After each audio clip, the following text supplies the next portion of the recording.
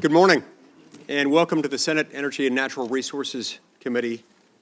This is a hearing that we're holding today to consider Governor Doug Burgum of North Dakota to be the Secretary of the Interior. And it's an honor and a privilege to serve in this capacity as chairman during such a pivotal moment for our nation and issues surrounding its energy needs and land management policies. I want to extend a warm welcome to Governor Doug Burgum and to his wife, Catherine. Thank you for being here, and thank you both for joining us today. And you'll have a chance in a moment to introduce anyone else in the audience who's here with you today that you'd like to.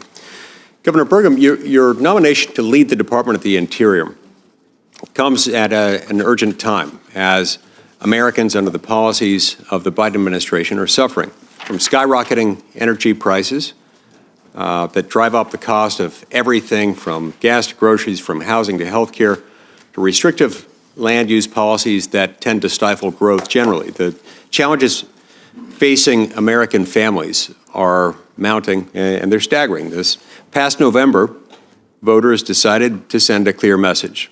They demanded bold leaders willing to break from the status quo and take a fresh approach, one less likely to result in this awful pattern of inflation in which we found ourselves over the last 4 years. Your nomination has garnered remarkable support from tribes, from organizations, businesses, and people of all stripes and backgrounds, particularly those who are most uniquely and directly affected by the U.S. Department of the Interior and its policies. The dozens of letters of support nationwide further underscore your reputation as a leader, one who's committed to change, committed to fostering relationships, and they reflect a pretty widespread confidence in your vision and in your readiness to lead this organization. The Department of the Interior, of course, plays a central role in addressing many of these challenges, particularly in states like Utah, my state, where federal land management shapes nearly every aspect of our day-to-day life. Because, well, the federal government owns 2/3 of the land, about 67% in my state. And there are other members of this committee who represent other public land states who understand the relationship between the department you've been called to lead and their day-to-day lives. Nearly 1/5 of the land in the United States is under the jurisdiction of the U.S. Department of the Interior. In my state, it's much higher than that, of course. And this influences everything from energy development to public land access, tribal relations, and wildlife management. In Utah, where the federal government controls more than 2/3 of the land, the impact of these policies are profound. The decisions made in Washington ripple through our economy and our communities in ways that are unmistakable and not always positive. Unfortunately, these policies have taken a troubling turn during the Biden administration, expanding national monuments like Bears Ears and Grand Staircase without meaningful input from local communities has jeopardized access and harmed the locals who call these places home. The public lands rule and restrictive management plans have placed unnecessary and often insurmountable barriers in the way of responsible resource development and land access. On his first day in office, President Biden issued a moratorium on oil and gas leasing, severely damaging our energy security and locking away resources we needed to power our homes and our economy. Now, over time, these decisions have revealed a pattern of disregard for the multiple use mandate that federal land management is supposed to uphold and to which it's been subject for nearly 50 years.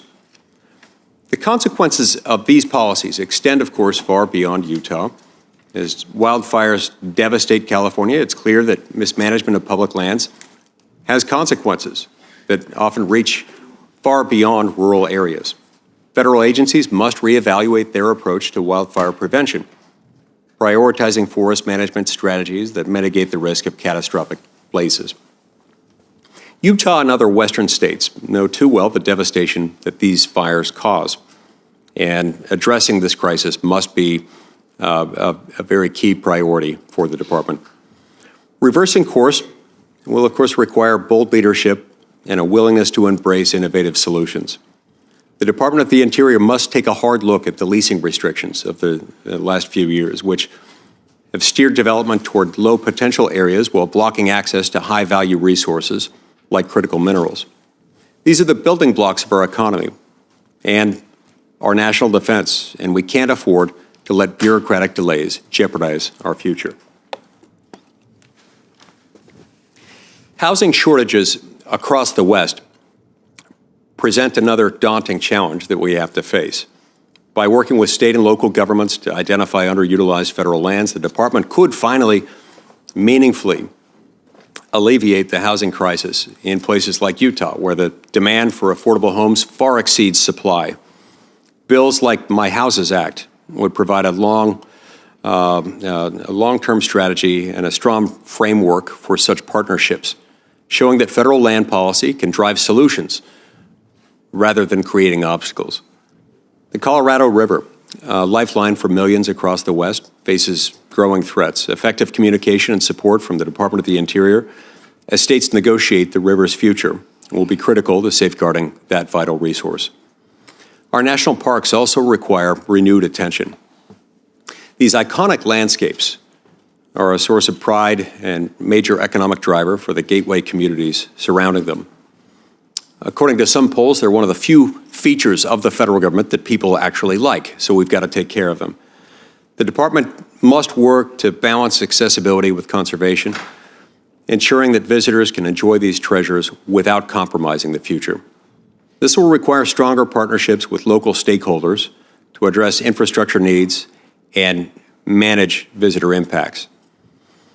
On the regulatory front, the misuse of the Endangered Species Act has caused significant harm by halting development projects and undermining state authority. While the ESA is an essential tool for protecting imperiled species, it must be applied judiciously and in coordination with local governments to avoid unnecessary conflict. Governor Burgum, your track record uniquely positions you, in particular, to lead the Department of the Interior during this challenging time. Your vision and your leadership will be instrumental to restoring restoring balance to federal policies and ensuring that public lands are managed with accountability and with care. Utah stands ready to work with you in tackling these challenges and charting a new course that reflects the principles of federalism and respect for local communities. Utah stands ready to work with you in tackling these challenges and charting a new course, and I invite you to visit Utah as soon as you have the chance to see firsthand the opportunities and the challenges we face. The hearing that we're having today marks the beginning of an essential conversation about the future of the Department of the Interior, and I look forward to hearing your perspective and exploring ways that we can work together to address these pressing issues. Thanks again for your willingness to serve, and really look forward to our discussions today. I'm going to turn the time over now to our ranking member, Senator Martin Heinrich from New Mexico. Thank you, Chairman. And Governor Burgum, welcome to the Energy and Natural Resources Committee. We had a great conversation last week. I'm very much looking forward to hearing your answers to the questions today.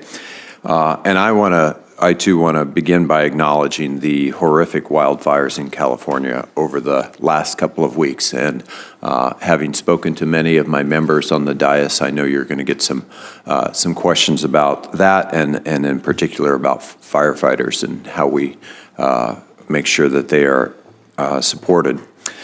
The Department of Interior has responsibility for an incredibly broad array of issues, from conserving the places that Americans love to spend time with their families, to protecting and recovering our most iconic wildlife species, to delivering water to cities and farms across the West, and fulfilling our nation's trust responsibilities to tribal nations. Pretty much any job that involves responsibilities that range from elementary school students and healthcare to bison is a pretty big job. Public lands are, they're where we go to camp and hike and hunt and fish and spend time with our families. They're where our veterans go to seek the peace and solitude that their service to our country could not always provide.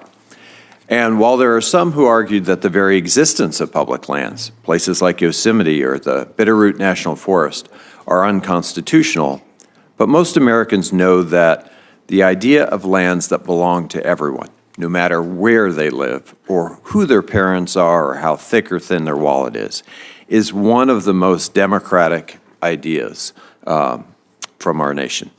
I hope you'll join me in keeping public lands in public hands.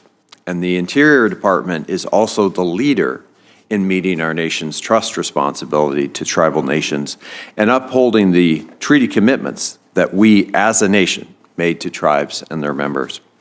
As a nation, as we discussed in my office, we routinely fall short of meeting those commitments. We can and we must do better.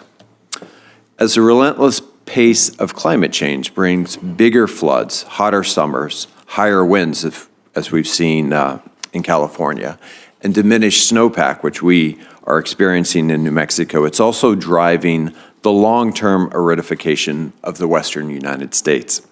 Over the next 50 years, it's expected that New Mexico will have 25% less water than we have had historically. And we're not alone in that.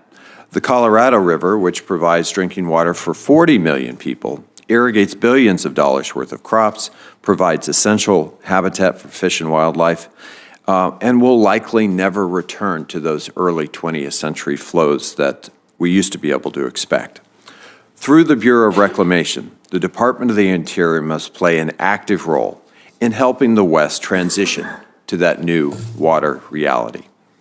And as you know, the Interior Department is also an energy department. As we make the transition to a cleaner energy economy, the land and water managed by the department will play an indispensable role in producing the energy that we need, as well as facilitating the ability to move that energy around the country. From geothermal and hydrogen to solar and wind, the department's work is at the center of our energy future. Governor, I very much look forward to hearing your plans on all of these topics and more, and I think we'll have some very active questions from all of our members today. Thank you, Senator Heinrich. We're now going to hear introductions from the North Dakota delegation. First, we'll hear from Senator Hoeven, and then a moment from Senator Cramer. Thank you, Chairman Lee, and also Ranking Member Heinrich. Appreciate that, and thanks for holding this hearing today. Doug, Governor, welcome to you, and Catherine, welcome to you, and Doug, to your whole team. It's great to see you guys. Thanks for your just incredible service on behalf of North Dakota. And it really is an honor today to introduce you to our Energy and Natural Resources Committee. Senator Cramer, welcome to you as well. Good to have you here. I'm not sure where to start. I've known Doug for more than 30 years, and we've been working in various capacities for the duration, and as well as just being a very good friend. Both Doug and Catherine to myself and my wife, Mikey. So on behalf of her as well, greetings. And thanks for your willingness to serve. Of course, grew up in Arthur, North Dakota, and then went to school at NDSU State University, home of the Bison, the mighty Bison, and then I went to a lesser-known school for Stanford, I think, for an MBA, right? But after that, went to work for McKinsey Consulting. My staff wrote up this beautiful, introduction, but I think I'm just going to talk a little bit about our shared time together and friendship. Came back, and actually there was this nascent software company, Great Plains Software, and he, along with some of his relatives, mortgaged a family farm and bought it on a flyer, and went to work and started hiring these kids from across, young people from across North Dakota, to develop this software company.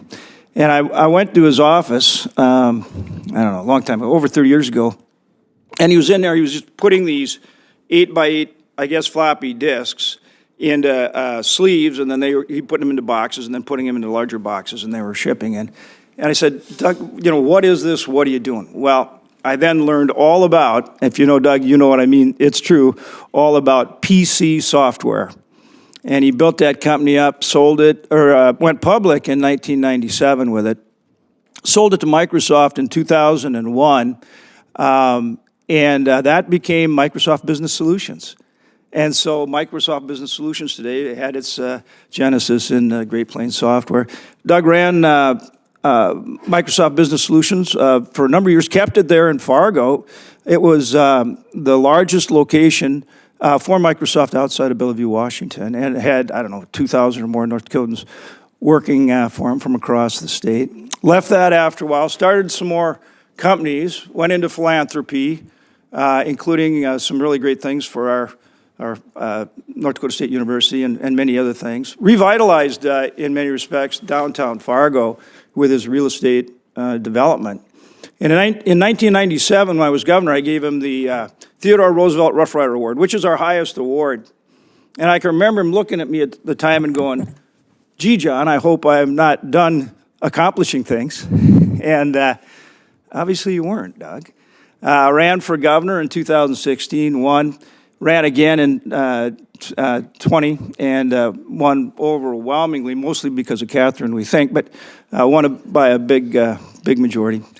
Did a great job as governor. Ran for president and actually was the first of the presidential candidates when he left the race to endorse President Trump.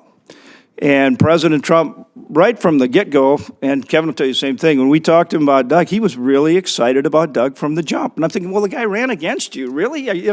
But he never had anything but great things to say about Doug and, of course, Catherine, which we all understand.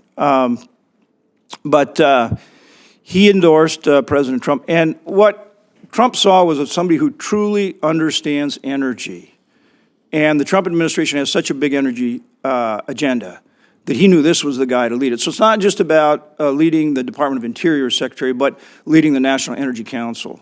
And that's what President Trump has really seen in him. But that being said, because there's a lot of things that Interior touches. I mean, this is a guy that loves the outdoors. He's got a ranch. He loves to be outside, riding horses, rounding up cattle. He loves to hunt.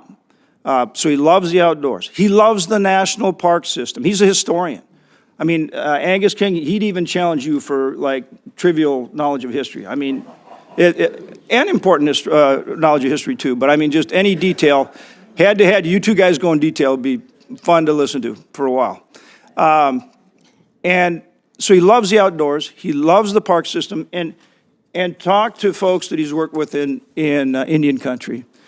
Every single tribe in North Dakota, we have 5 reservations, and we have a lot more tribes than that, but every single tribe has endorsed him. Mr. Chairman, I ask that these letters be introduced into the record. Without objection. And more than 180 different tribes across the country have endorsed him too. That says something. That says something about a guy who's willing to sit down and talk to folks. And this is a guy that fits this job. He really does. He covers all the bases. And so I hope everybody on this committee will take time and visit with him, because I think, and understand him where he's coming from, and understand that he will take time to understand your issues and work with you, because I think you'll find this is the right man, the right fit for this job. Thank you, Mr. Chairman. Senator Cramer. Thank you, Chairman Lee and Ranking Member Heinrich, and congratulations to both of you on your leadership of this important committee. And it was great to listen to John. And by the way, let me just start out by doing what I always do best, and that is agree with John Hoeven.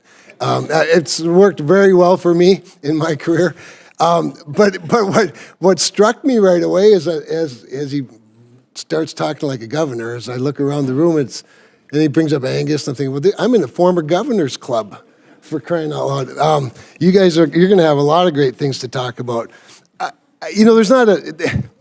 There's so much to be said, and John has done it very, very well.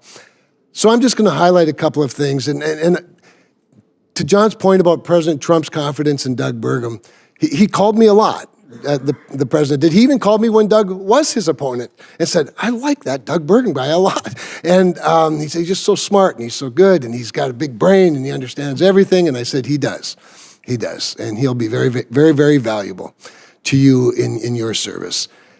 And I think as a consumer, as Governor Burgum and First Lady Catherine are consumers of these incredible federal assets of ours, our great rich properties, as recreators, understanding the value that it brings to agriculture, that they bring to responsible extraction of minerals. I think one of the things that oftentimes maybe doesn't get talked about with Governor Burgum is He's not just an oil man from an oil and gas producing state. He is first and foremost a conservationist. He is from the land of Roosevelt. And he absolutely relentlessly carried the ball to ensure that the Theodore Roosevelt Presidential Library gets built, and that it gets built in Medora, North Dakota, at the gateway to Theodore Roosevelt National Park, so that it could become the symbol of responsible extraction of minerals, a responsible production of federal assets in a way that both exercises great care for the land and the water and the air, as well as great economic opportunity for the people that own these assets. That's a remarkable balance that he brings to this. And so it's such a great honor for me to be able to be here with him to talk about the multiple uses of our federal assets in ways that recognize their value in so many ways. And then I want to wrap up with this because John just did such a great job, but I want to read one short paragraph from one of the letters from one of our tribes. And I know that many tribes throughout the country have written letters. Over my years of public service in North Dakota and working hard at relationships with tribal leaders and recognizing government-to-government relationships, the thing that has impressed me the most, perhaps, about Doug Burgum as a governor was the respect that he always showed for them, and that has been reciprocated because he did the hard thing. He earned a trust that had been lost, not by former governors so much as just history. As history, it's hard work to do that, and so I'm just going to close, Mr. Chairman. I just want to read a paragraph from Chairwoman Janet Elkire from Standing Rock Sioux Tribe in North and South Dakota. Probably one of the bit more challenging relationships in recent years has been over the Dakota Access Pipeline and that particular tribe, which could, with different leadership, could have divided people in a big way.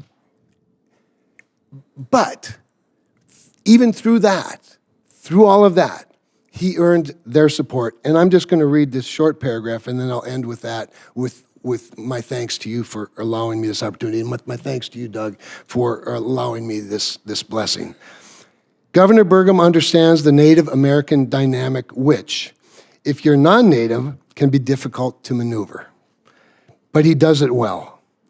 He understands the importance of honoring traditional values and culture, promoting family first, remembering who we are and where we came from, the struggles we endure, and community wellness.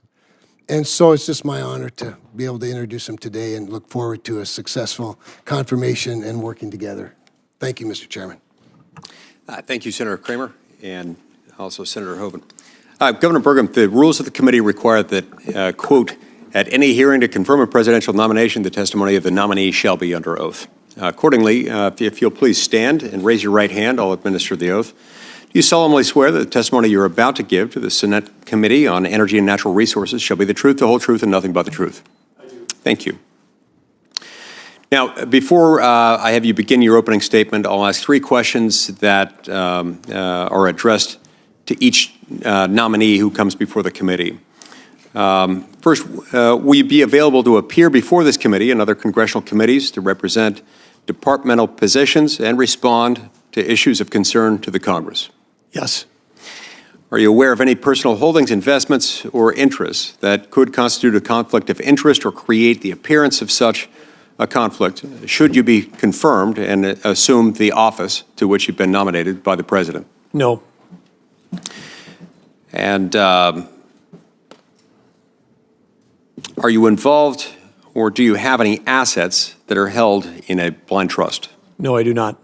Okay. I'll invite you now to introduce your family before you give your opening statement. Well, good morning. Thank you, Senator Lee. Thank you, Senator Heinrich. Grateful to have the opportunity. Thank you for your leadership on this committee. And I do want to begin with gratitude, as I always do, with a special thank you to my friends, Senator Hoeven, Senator Cramer, not just for their kind words this morning, but their incredible service to the country and to North Dakota over their lifetimes. And Senator Lee, as you acknowledged, I'm deeply grateful for the support of all of my friends, my family, especially our 3 kids, and my amazing and courageous former First Lady and my wife, Catherine Burgum, who's joining me here today. It's certainly an honor to have been nominated by President Trump to serve as the 55th Secretary of the Interior. As Senator Hoeven said, I grew up in Arthur, North Dakota. This is a tiny town of about 400 people. We didn't even have paved streets when I grew up. It was all gravel. And it was 400 if you counted everybody that was also staying in the Good Samaritan home. That's how we got to 400. My father was a World War II Navy officer who served in the Pacific. My dad died when I was a freshman in high school, and my mom went back to work in higher education. I was blessed to learn from them about service, about leadership, about sacrifice, and certainly from both of them, about a love of the outdoors. Growing up, I worked in our family's grain elevator. Every job I had all the way through junior high through the end of college was one that required showering at the end of the day, not the beginning of the day. And I even worked my way through undergrad at North Dakota State as a chimney sweep, which I loved that job because it was one that you could move up fast and always stay in the black. I thought it was the perfect career. After grad school, as John mentioned, I had an opportunity to go directly from undergrad to Stanford for an MBA. And then later I was working in Chicago. I saw my first Apple II computer. And that was the moment, literally, where I said, I need to get into the software business. And I'd inherited 160 acres of farm ground from my dad, and I literally bet the farm on that tiny software startup called Great Plains. With a dream and hardworking team members, we grew to a global public company with over 2,000 team members, serving 140,000 businesses in over 100 countries around the world. I spent my entire professional career in the private sector until I was elected governor in 2016. And for the last 8 years, I've been blessed with the privilege of serving the citizens of the great state of North Dakota. My time as governor has been a valuable preparation for the opportunity and the privilege to potentially serve as the role of Secretary of Interior, as our state and my duties specifically as governor there put me in contact with many of the bureaus inside the department. In North Dakota, we share geography with 5 sovereign tribal nations. State and tribal relationships in North Dakota have sometimes been challenged, but the current partnership is historically strong because we prioritize tribal engagement through mutual respect, open communication, collaboration, and a sincere willingness to listen. I'm grateful for the many tribal nations, both in and outside North Dakota, for expressing their support for my nomination. As governor of North Dakota, I also served as chairman of the North Dakota Land Board, which manages our state's land and minerals with the goal of yielding a return for a state endowment fund that significantly funds public education. I chaired the North Dakota Industrial Commission, which oversees 16 agencies that are related to a variety of things, including energy research, the state's geologic resources, energy production, and transmission. The governor of North Dakota also serves as the chair of the State Water Commission, overseeing billions of dollars of water resources and projects. All of these are parallel responsibilities to Interior and often interacted with Interior agencies. North Dakota, of course, is blessed with a rugged natural beauty, including the majesty of the Theodore Roosevelt National Park, which is home to Theodore Roosevelt's Elkhorn Ranch, which is considered by many to be the cradle of modern conservation. And of course, we have beautiful badlands. I'd like to note here on the record that our badlands are significantly badder than South Dakota's badlands. Just tremendously badder, not even close. But in addition to that, we've got great prairies, world-renowned agriculture. We've got amazing hunting and fishing, four-season outdoor recreation, and much, much more. In North Dakota, we created a prosperous economy by sustainably developing our natural resources, along with our respect for the land and the wildlife, and at the same time having among the cleanest air and the cleanest water in the country. During our tenure, North Dakota experienced among the lowest unemployment in the nation and the highest real GDP growth. Demographically, our state went from one of the oldest states to one of the youngest, We attracted record levels of talent and investment capital. I say this because our success was underpinned by the understanding that we live in a time of tremendous, tremendous abundance, and we can access that abundance as Americans by prioritizing innovation over regulation. If given the opportunity to serve as the Secretary of Interior, I'll bring those experiences and those lessons learned to the leadership of the tens of thousands of dedicated professionals within the Department of Interior. Which brings us to President Trump's vision for a vibrant future that we can achieve together. The American people have clearly placed their confidence in President Trump to achieve energy dominance. And by energy dominance, that's the foundation of American prosperity, affordability for American families, and unrivaled national security. Today, America produces energy cleaner, smarter, and safer than anywhere in the world. And when energy production is restricted in America, it doesn't reduce demand. It just shifts productions to countries like Russia and Iran, whose autocratic leaders not only don't care at all about the environment, but they use their revenues from energy sales to fund wars against us and our allies. President Trump's energy dominance vision will end those wars abroad, will make life more affordable for every family in America by driving down inflation. And President Trump will achieve those goals while championing clean air, clean water, and protecting our beautiful lands. Next to TR National Park, we're building the Theodore Roosevelt Presidential Library and Museum to honor the leader who advised America to walk softly, speak softly, and carry a big stick. In our time, President Trump's energy dominance can be America's big stick that will be leveraged to achieve historic prosperity and world peace. The Department of Interior, in cooperation with the U.S. Congress, this committee, and the states, will play a pivotal role in achieving the outcomes to make the world safer and America even better for our children, our grandchildren, and generations to come. I thank you for inviting me here today and look forward to your questions and our discussion. Thank you, Governor Burgum. We'll now begin our first round of 5-minute questions. We'll alternate back and forth between Republicans and Democrats, and I'll go first, then Senator Heinrich, and so on and so forth in order of seniority and arrival at the hearing. I want to start by talking briefly about the Antiquities Act. This is a law passed over a century ago by Congress. It gives the president power unilaterally to declare national monuments. Now, there's a restriction in it that requires national monuments occupy no more land that is compatible, the smallest area compatible with the interest to be protected by the monument. These have become something of a political football in parts of the country, especially in my state. In Utah, President Clinton designated the Grand Staircase Escalante National Monument in 1996. President Obama added the Bears Ears National Monument in 2016, shortly before he left office. Now, both of these objections were made, both these designations were made over the objection of the people of Utah and their elected representatives. And President Trump later reduced the size of both monuments in 2017 after he got elected to bring them more into conformity with the Antiquities Act's requirement for minimal boundaries. Then in 2021, President Biden re-expanded them, exceeding the scope of the law and disregarding local input.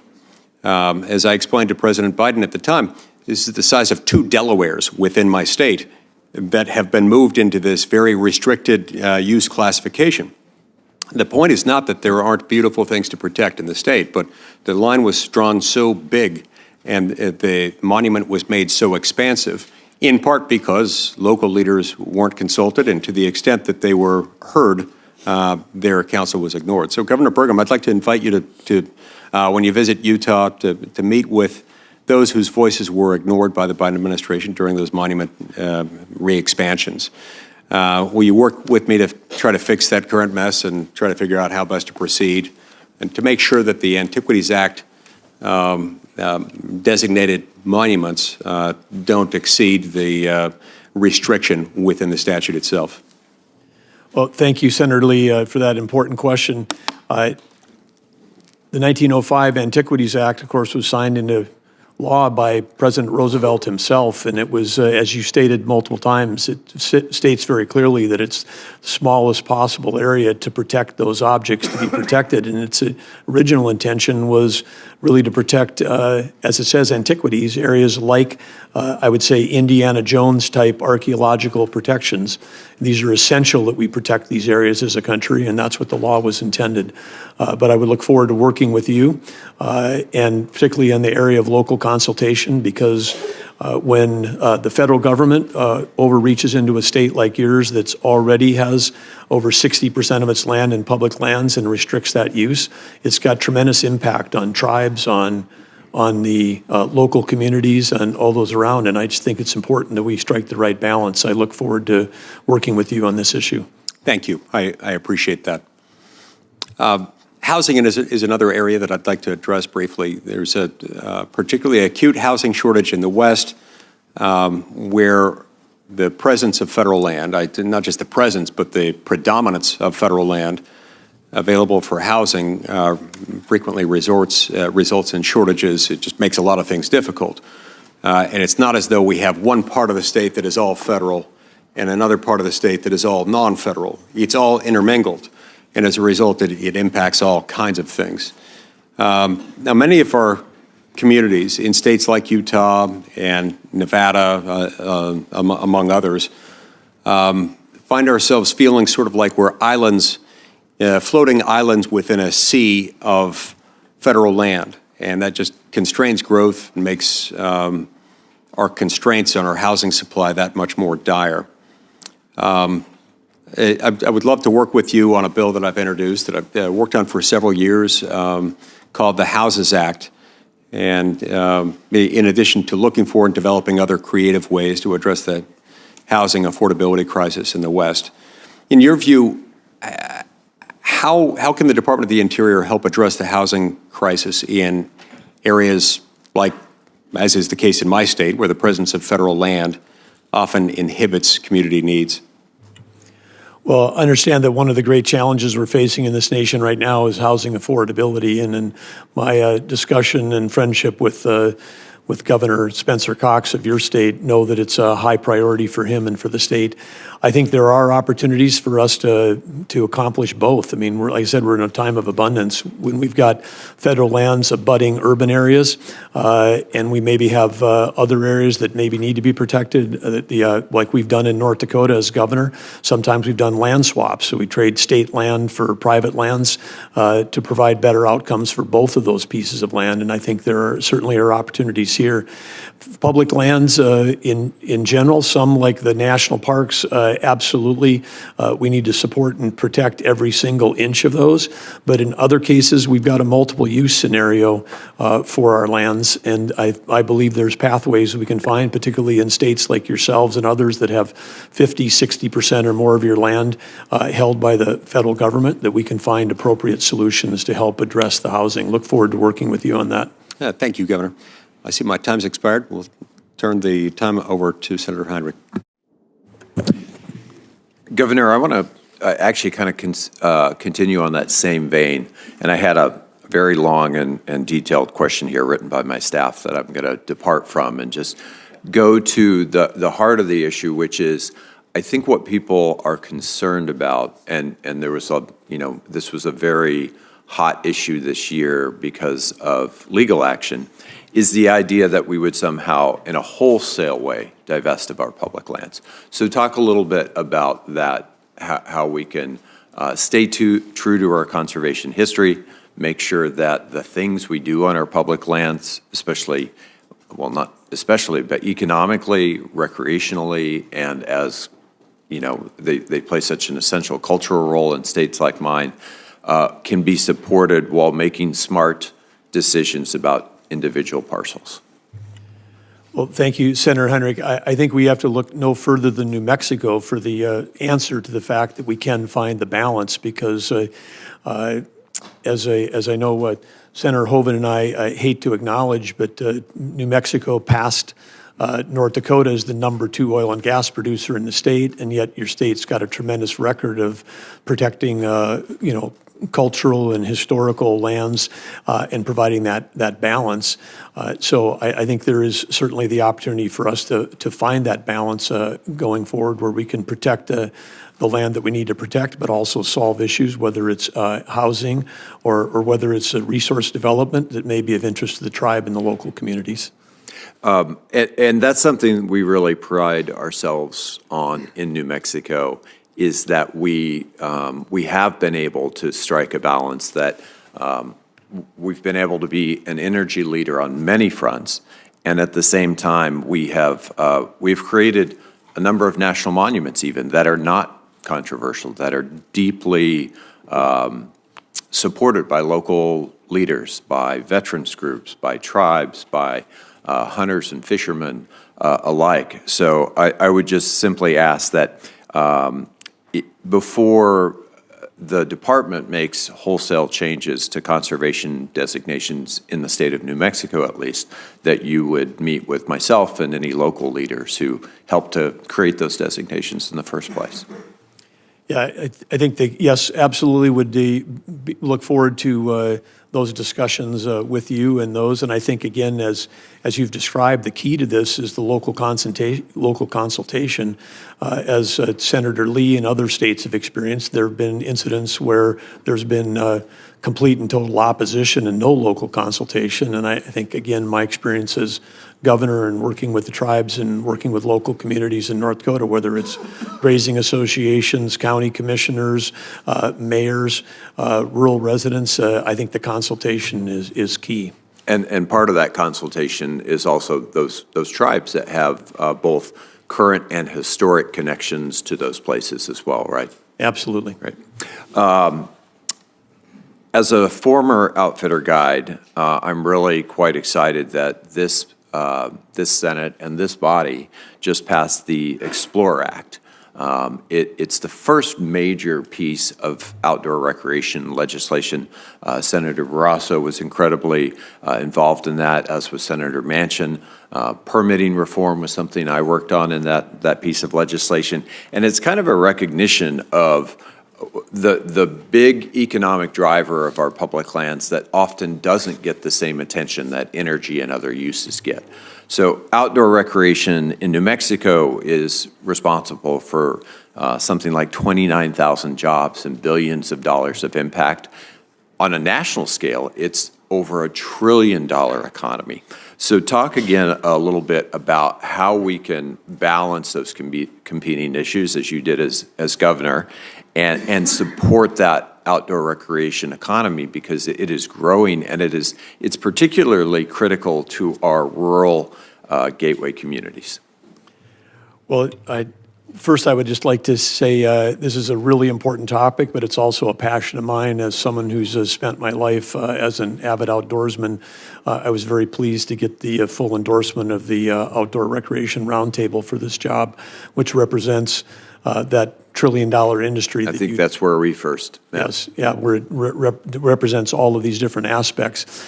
And I think that the opportunity for in most states, I recognize this as governor. We created a office of outdoor recreation while I was governor, and continue to invest in whether that's access to fishing and hunting, public access on public lands.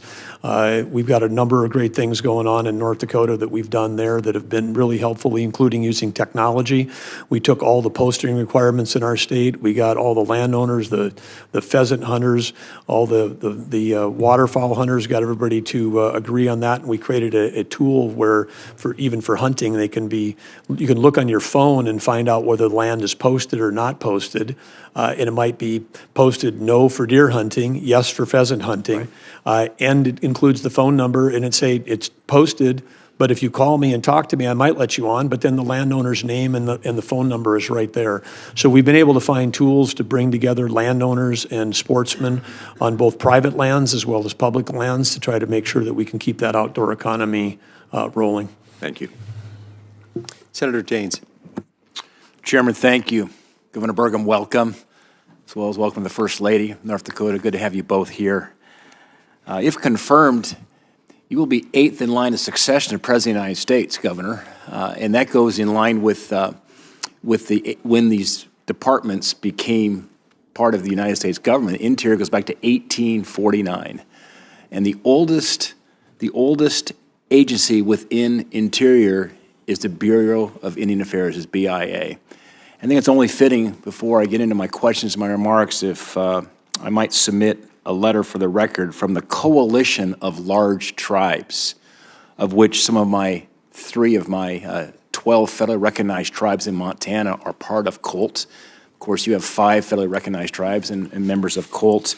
But if I just read the letter that they wrote in your support, it says, it's been incredible for COLT tribes to have such a close supporter nominated to the Secretary's office. He is someone in whom we have deep trust and confidence. We have gone to him with our most complex, difficult issues over many years. He is exactly the kind of leader tribes need at the Interior Department. And they close in the letter by saying this: Governor Burgum has COLT's highest recommendation and endorsement to serve as the next Secretary of the Interior. Mr. Chairman, I'd like to submit this letter for the record. Without objection. Governor, last week, the Fish and Wildlife Service denied Montana and Wyoming's petitions to delist the greater Yellowstone ecosystem and Northern Continental Divide ecosystem grizzly bears because these two populations have exceeded recovery targets by so much that the service no longer believes these two populations are even distinct. We should be celebrating the fact that grizzly bear has recovered, is an example of a great species now that has recovered and is prolific across these ecosystems. But sadly, this ruling coming out of FWS punishes Montana's successful grizzly bear recovery efforts. It's really completely backwards. We should be celebrating the recovery, but instead, we are now having to sacrifice to adjust living with the bears, whether it's predation losses by livestock producers as well as human safety. Sadly, many Montanans have been killed, badly mauled by grizzly bears. So the people back home take this very, very seriously. It's literally gotten to the point up along the Rocky Mountain front, west of Great Falls, where our playgrounds at one of our schools, they have high fence there to protect the children from grizzly bears when they go out for recess. The service keeps moving these goalposts for delisting and returning these bears to state management where it absolutely belongs, like we've done with the wolves. The service set recovery numbers at 500 and 800 respectively for the greater Yellowstone ecosystem and the Northern Continental Divide ecosystem. The most recent estimate is now, best science, 2,100 bears in these two ecosystems. Governor Burgum, would you acknowledge that the data shows the recovery of these two populations and commit to working with me to delist them? Well, Senator Daines, I'm aware of the data, and this is a super important issue. I know it to Montanans. It's important to people also in Wyoming and Idaho. I'm with you. We should be celebrating when species come off the endangered species list, as opposed to fighting every way we can to try to keep them on that list, because, as you say, the complications. And the other thing you mentioned in your remarks is also the state. Having been a governor, I understand how dedicated the state fish and wildlife representatives are from Montana, from Wyoming, from North Dakota, South Dakota. I mean, all of the folks, as the chair of Western governors, I came to understand how dedicated those state officials are. I think there's a belief that when they come off of federal protection that they're unprotected. No, they're managed as they are all the other species in the state by the locals who've got the closest data. So yes, I pledge to work with you on this issue. Thank you, Governor. The Biden administration has been slow-walking 3 critical permits for coal mines in Montana. The Bull Mountain mine south of Roundup, the Rosebud mine that supplies coal for Colstrip, and the Spring Creek mine in southeast Montana are all desperate need right now to finalize permits. The Bull Mountains mine has already had to lay off hardworking Montanans because the Biden's Office of Surface Mining has refused to finish the needed reviews.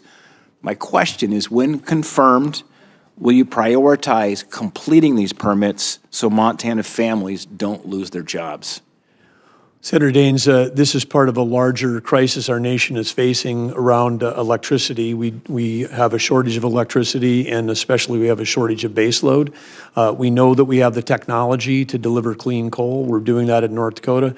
Senator Hoeven and others began these efforts over 2 decades ago, but we have an opportunity to decarbonize, produce clean coal, and with that produce reliable baseload for this country. And so again, we are absolutely would want to work with you on this issue, because this is something that's critical to our national security. Without baseload, we're going to lose the AI arms race to China.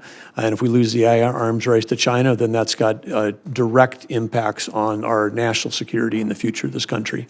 Mr. Chairman, I'm a little bit, one just final statement to read, and I'll complete my questions.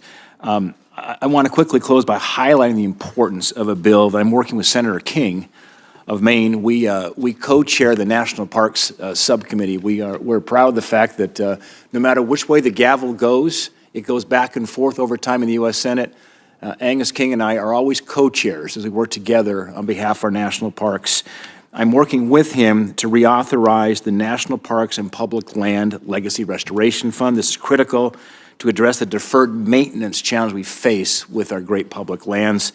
President Trump signed the greatest conservation win in 50 years when he signed the Great America Outdoors Act, and I thank Vice Chairman Heinrich for helping so much and getting that across the finish line. He signed that in 2020. I hope I can count on your support for reauthorizing this program. You can, absolutely. We have the Great American Outdoors Act by President Trump was a great step forward, but I know from my own personal experience, Governor of North Dakota, and working with the Theodore Roosevelt National Park, that the amount of deferred maintenance that we have is probably even greater today across the park system than it was when that bill was passed. And so we have to continue to invest in our national parks. Great. Thank you, Governor. Senator Hirono. Thank you, Mr. Chairman. Welcome. As part of my responsibilities to ensure the fitness of nominees before any of the committees on which I sit, I asked the following 2 initial questions. First is, since you became a legal adult, have you ever made unwanted requests for sexual favors or committed any verbal or physical harassment or assault of a sexual nature? No, Senator, I have not. Have you ever faced discipline or entered into a settlement related to this kind of conduct? I have not. We received your testimony late yesterday, and you noted that, and quote, President Trump's energy dominance vision will end wars abroad, end quote. And President Trump has directed you to expand oil and gas drilling on a massive scale, which will lead to increased burning of fossil fuels. Now, the scientific consensus is that burning fossil fuels is a primary human cause of climate change. In 2017, then Secretary of Defense James Mattis, appointed by then President Trump, told the Senate Armed Services Committee that, quote, climate change is impacting stability in areas of the world where our troops are operating, end quote. In 2014, Secretary of Defense Chuck Hagel said that climate change is a critical national security threat and a threat multiplier. Now, these are 2 secretaries of defense. They know something about war. Were you aware that they testified before the Senate Armed Services Committee on a number of times that burning more fossil fuel is actually going to not result in the end of wars, but could very well exacerbate and cause wars? Were you aware of this testimony? Senator, no, I'm not aware of that specific testimony, but I do know that within fossil fuels, the concern has been about emissions, and within emissions, we have the technology to do things like carbon capture to eliminate harmful emissions. Well, the fact of the matter is that you have military leaders who acknowledge that climate change is a major issue. And for you to take the position that that you're going to engage in active actions that will result in the burning of more fossil fuel, it's troubling. As Secretary of the Interior, it is your duty to see that the department carries out its mission to protect and manage our national our nation's natural resources and cultural heritage. If you are ordered by the president to act in a manner that is counter to the department's mission or to the Constitution, such as drilling in Bear Ears National Monument, will you do as the president asks? Because he wants to drill in that monument. Well, Senator, of course, as part of my sworn duty, I'll follow the law and follow the Constitution, and so you can count on that. And I have not heard of anything about President Trump wanting to do anything Well, he certainly wants to. other than advancing energy production for the benefit of the American people. We all know legal that way. the president wants to drill, baby, drill. And in your testimony, you say that he has a energy dominance vision. So I would ask you that should you be confirmed that you will have these kinds of matters that you'll have to decide, are you going to drill in a monument? Are you going to protect our natural resources? Or are you going to drill, baby, drill? So I raise that as a concern with you going forward. Compacts of free association. Last year, Congress renewed our compacts of free association, and that comes within the purview of Interior. It involves Palau, Micronesia, and the Marshall Islands. I would like to get your commitment to implement the new compacts of free association in accordance with the bipartisan law that was enacted last year. Well, Senator, these Pacific Islands, in addition to the three that you mentioned that are part of the compact, but also the others that are under the insular areas of Interior, are all critically important to national security for the United States of America. All of them have important military implications. All of these are places where U.S. sailors fought and died during World War II.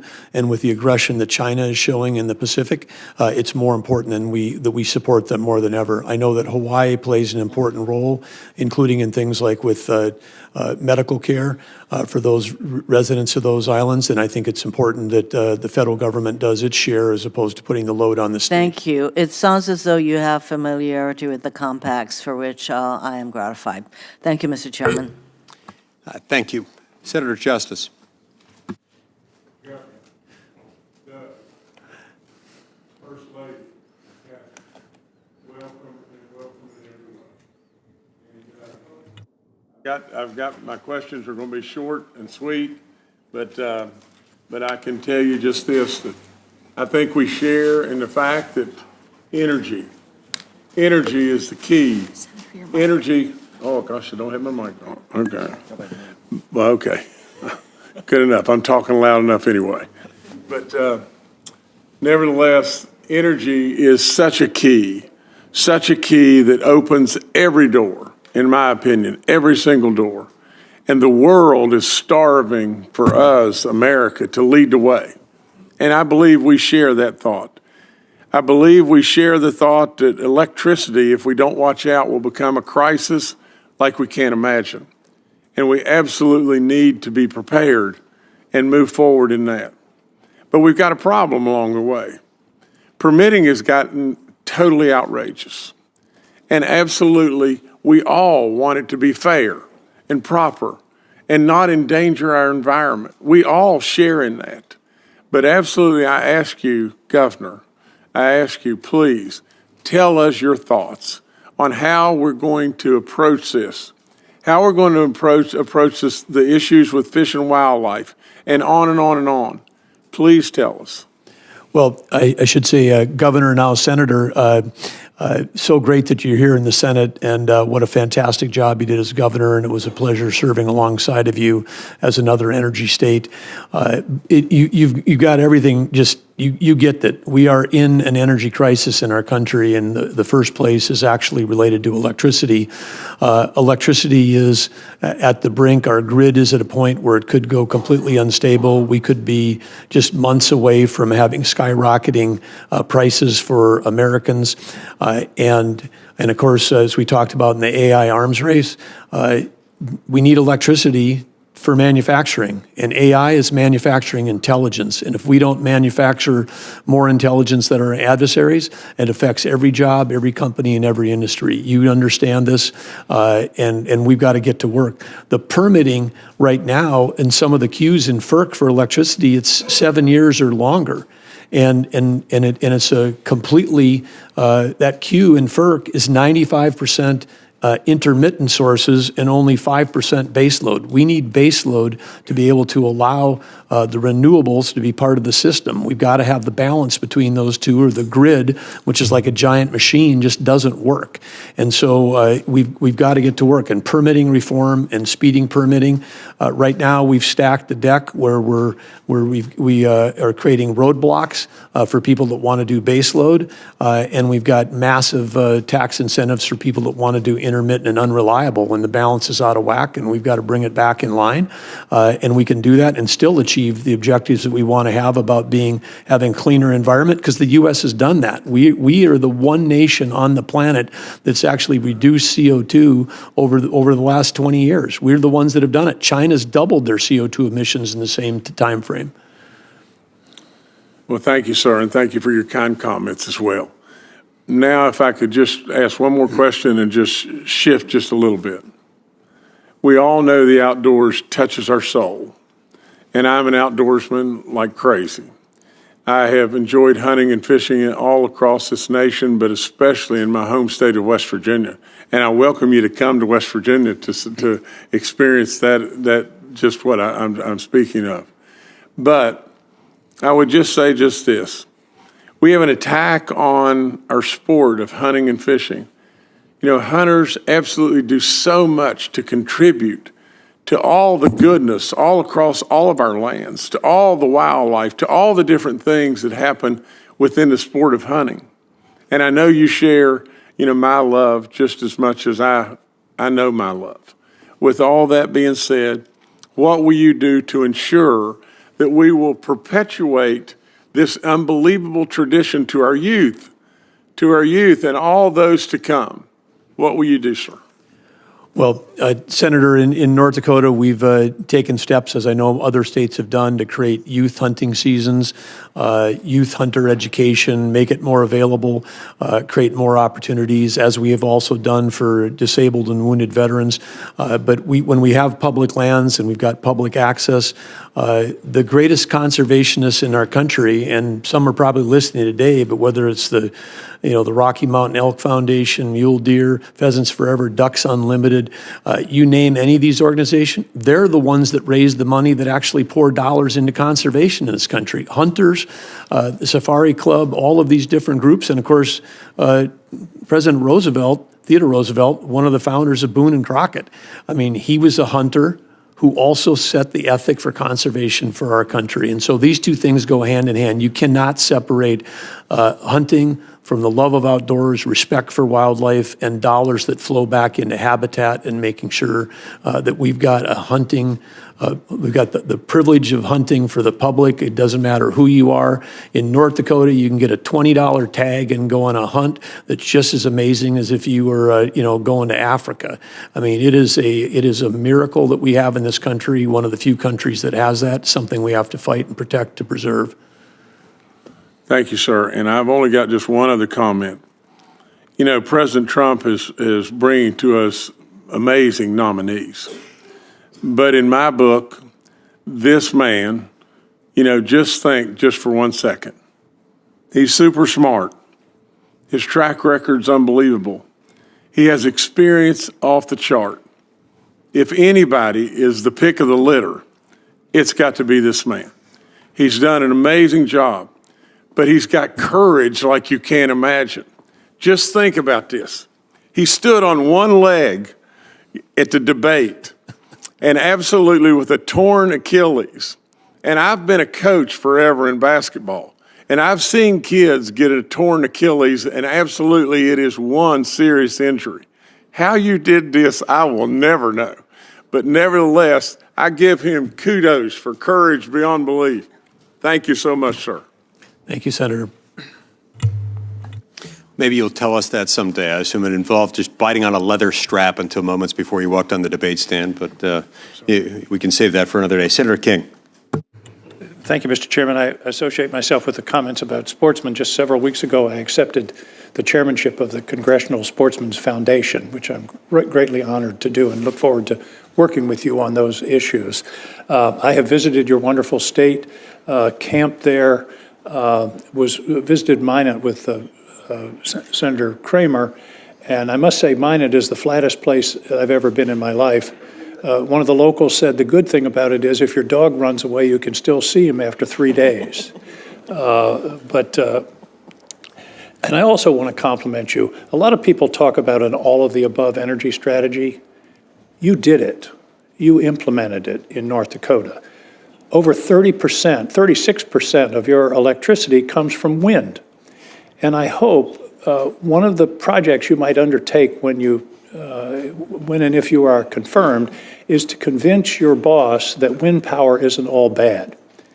He is well known for his opposition to wind power, but you know that the benefits are there. Of course, base load is also important.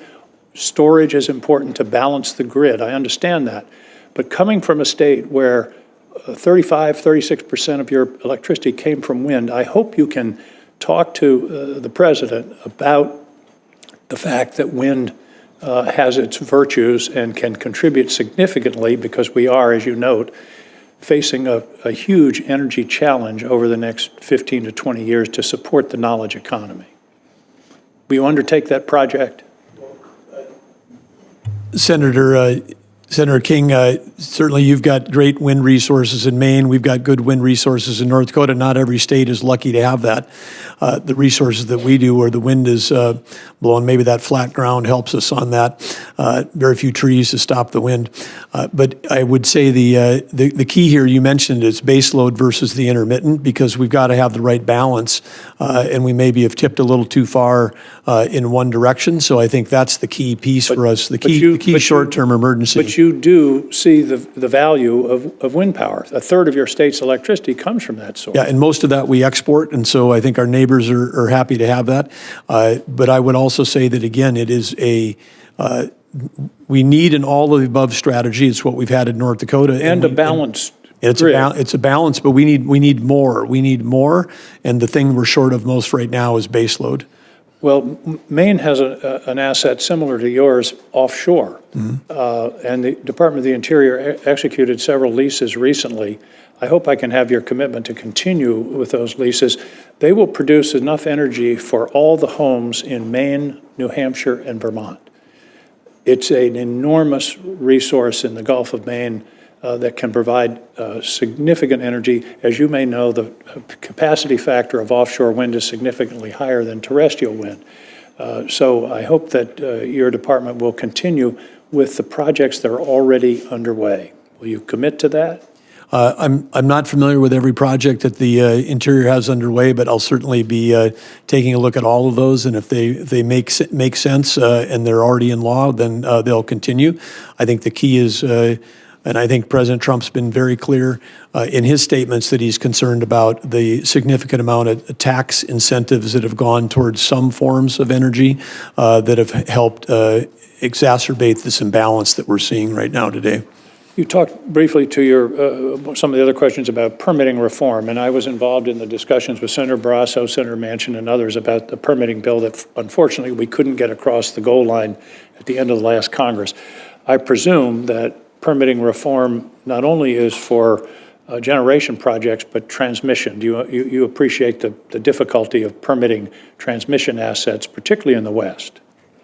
Well, yes, and I think that this is one of the challenges of our time, and it's one of the challenges that we need to undertake, because whether it's a transmission line, a pipeline, whatever it happens to be, trying to get built, it just takes too long in our country. And if we don't have it's one thing to be able to generate that electricity, but if we don't have the ability to transmit it to the places where it's needed, that's going to be a problem. Exactly. Senator Daines has already mentioned the American the Beautiful Act that he and I have introduced. It's a refresh of the Great American Outdoors Act, one of the most successful initiatives of the Trump administration. I remember working with Secretary Zinke on that project. So I'm gratified to hear your support for that proposal. Final point is we talked about, and that talks about the backlog of maintenance in the national parks and public lands. One of the problems is the department has chronically underfunded maintenance on an ongoing basis. In other words, we're being asked to fix a backlog that frankly should not have existed. And I hope that you'll work with the National Park Service and the Office of Management and Budget to be sure that a sufficient fund is allocated to ongoing maintenance so we don't continue to dig the hole deeper. Well, I agree with you on that, and this is one of the things when I came in as a business guy into government, I was shocked to find out that we, in North Dakota, didn't have appropriate formulas for funding deferred maintenance. I mean, everybody was happy to approve appropriations to build new buildings, but it was tough to get a dime to take care of the ones we already have. And I think that this is something we're going to take a look at procedurally within Interior. I know that we've got over 2,400 locations, I'm told, in terms of where we've got people stationed. Right. We've just got to make sure that not just the national parks, but across the whole department. But we've got to get the formulas right because we're creating liabilities for future generations if we're not taking care of that deferred maintenance. I can tell you that the formula right now is not right, so I encourage you to take that step. Thank you very much, Governor, for joining us, and we'll look forward to hearing from you further in this hearing. Thank you. Thank you, Senator. Thank you, Mr. Chairman. Senator McCormack. Governor, good to see you. Catherine, good to see you. We had a great meeting, I guess a week or two ago, and I promised to visit the baddest Badlands in the Dakotas. I'm looking forward to that. And I know we got all these energy state governors here, but in Pennsylvania, we like to think that the path to energy dominance goes through the Keystone State. So I'm so glad to have you here before us today. When we met, we talked about an energy and innovation summit that I'm planning to do later this year, where we bring in energy companies, AI companies, as well as big investors, and an opportunity to really celebrate and also make more progress on President Trump's vision of energy dominance. I was happy to talk to you about that. Look forward to working with you and Secretary Wright on that, and just hoping I can start with getting your support to work with me closely on that and make that a reality. Well, I think it's a great idea, Senator, and I think it is absolutely true. The Keystone State is the key, and there's such a resource there. I mean, wow, so few Americans understand that Pennsylvania is now producing 20% of our nation's natural gas. And of course, the fact that that innovators and in the private sector invested, the whole shale revolution that got created in this country has been a miracle. I mean, we went from being one of the largest importers of energy to one of the largest exporters.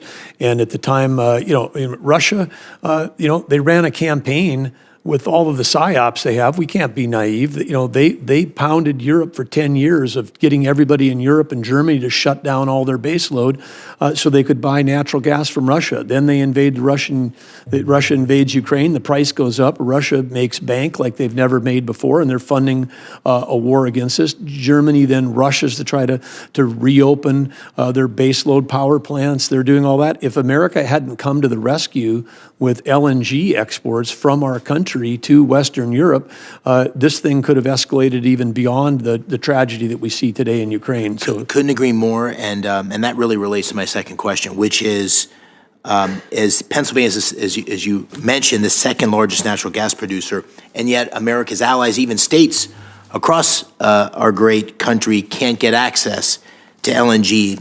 So we need to really expand LNG exports, and it'd be a huge win and create a lot of great jobs for Americans, a lot of great jobs for Pennsylvania. So as chair of the National Energy Council, how will you work with the administration to increase natural gas production and new export terminals, get new export terminals online in places like Pennsylvania as quickly as possible? Well, of course, I learned in the private sector, in public companies, you want to make forward-looking statements, and the Energy Council is yet to be created, hopefully by an EO, early in this administration. But one thing I would say that's not a forward-looking statement, it's just a fact, and talked about it with Senator King. But we've got 80% of the homes in Maine are still heating their homes with heating oil. It's 41% in New Hampshire. And we can't get a pipeline with clean U.S. natural gas into New England to states like Massachusetts, New Hampshire, and Maine. And at the time of the Russian invasion, not only had Western Europe become dependent, we were offloading hundreds of thousands of barrels of dirty Russian heating oil into New England. Boston Harbor, right? Yeah, so I mean, it's like we have a national security issue, and we've got to be able to get clean U.S. energy to every state. We need the transportation networks, whether it's pipelines or transmission lines, to do that. We can't be at a time of risk, of global risk like we are now in global national security, to not be, to be in a position where we're exposed to supply chains that depend on our adversaries, whether it's critical minerals with China or whether it's heating oil from Russia or uranium from Russia. We can't be dependent on them. We've got the resources here. We need to develop them. Like many energy-producing states, Pennsylvania has thousands of orphaned wells that need to be plugged. Many states have programs to plug these wells that have worked pretty well over many years. I'm concerned that the federal funding that's available for that's being held up for a number of these projects because of red tape. And so, as Secretary, will you streamline these requirements so states like mine can quickly access the much-needed funding to plug these wells? Well, this is I don't want to say a passion project because I'm passionate about a lot of things, but the federal legislation which was put in place during after the pandemic was modeled after something we created in North Dakota, and I want to thank Senator Hoeven, Senator Cramer for their work on doing that. Pennsylvania, of course, you guys have been producing and drilling oil wells since the 1880s. North Dakota's first one wasn't until 1951, so ours were all easier to track of. We've got ours down now in North Dakota to under 200. There are other states that have tens of thousands of abandoned orphan wells, and this is something from an environmental standpoint we've got to take care of. The technology's there, we can clean it up, and there's ways to do that, and it can be great for the local economy, great for reclamation. There's a way to do it. So I've got a lot of knowledge in this area, and you can count on my support to make sure that we've got a look forward to working with you on that. Take care of this. I mean, part of it, the U.S. can be energy dominant, but we have to maintain the path which we're on. We do it cleaner, safer, and smarter than anybody else in the world, and we have to maintain that. Thank you. Senator Cortez Masto. Thank you. Governor, good to see you again. Thank you for meeting with me. Welcome to your wife, Catherine. It's a good name. Thank you very much. Let me just, we talked a little bit about this, but I want to bring this to the public as well, because Senator Lee and I do have a lot in common when it comes to our public lands. That most of the lands in the state of Nevada, about 85%, are owned by the federal government. And he's right. We have to manage not only our housing issues, but economic development, unlike some of the states, your state, where you own most of the land. And so we're always looking for that partnership with our federal partners. And Nevada has a successful track record when it comes to bringing different parties together to create that balance of releasing public land for that needed development, conserving lands, addressing various land management needs. And an example of that collaboration is my Southern Nevada lands bill. And so I am hopeful that based on your comments already to my colleagues that you believe in a balanced land use, that key to that is local consultation and state consultation. I agree. So I am hoping that you will be willing to work with us as we address in Nevada our housing needs, which is an issue, as well as economic development, and work with me on my Southern Nevada lands bill and other lands bills in the state of Nevada. Would you commit to doing that? Yeah, absolutely, Senator. I know that you, other than Alaska, you guys are on the top of the list in terms of having the most amount of federal land. You got some of the same challenges around affordable housing that Senator Lee is seeing in Utah, and with the great success of population growth in Southern Nevada. And I think, again, there's some creative ideas about land exchanges. You've thought through it, I can tell. Would look forward to working with you. Thank you. I appreciate that. I want to touch on also a comment that you made. Tax incentives going towards some forms of energy creates an imbalance for baseload. That's what I've heard you, and you made that comment when we were together as well. Let me ask you this, because in Nevada, it is important for us to absolutely have an opportunity to support public-private partnerships in clean energy. And I would imagine you support public-private partnerships. I think it's great whenever we can get more market incentives built into programs. Or if we spend a tax dollar, if we can match it with 2 or 3 from the private sector. That's one of the things we did in North Dakota to really, both grow our economy and extend the return on investment for every taxpayer dollar invested. And I appreciate that. And so with that said, there is a role for the federal government to be a part of incentivizing and supporting those public-private partnerships. Would you agree with that? Yeah, we're appropriate, absolutely. All right. And in Nevada, because of the Inflation Reduction Act, as well as the bipartisan infrastructure package, we have benefited not only in Nevada with jobs and growing our economy, but in contributing to our national security and bringing back manufacturing to this country because we have critical mineral mining going on in Nevada, thanks to those pieces of legislation. We have the complete ecosystem for battery, not only manufacturing, but storage and recycling as well. And our energy now is both gas as well as solar. Solar is really one of the #1 areas that we have in the state for our energy needs, and that's why battery storage is important. So let me ask you this, and maybe I'm wrong about this, but isn't the combination of renewables plus battery storage baseload? Yeah, that's certainly the future. And again, as I said before, all the above. We need all forms of electricity. We're short of electricity in this country. We just have to make sure that we have the balance. Because if we don't have the base load, the intermittent, I'll call it unreliable, because the sun doesn't always shine, the wind doesn't always blow until we get storage. And storage is still a few years out to where we're going to be able to operate at grid scale to be able to make that work.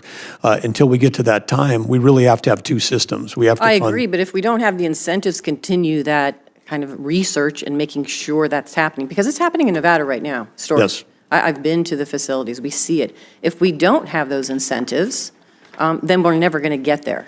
And so my concern is, and what I'm hearing is, under this administration, a shift from those incentives for renewables back to fossil fuels. And that is not going to do any of us really in this country a benefit to, at the end of the day, leaning into clean energy, being dominant in that space of clean energy, protecting our national security when it comes to that clean energy as well. So I do think there is a balanced approach here, but not one at the expense of another.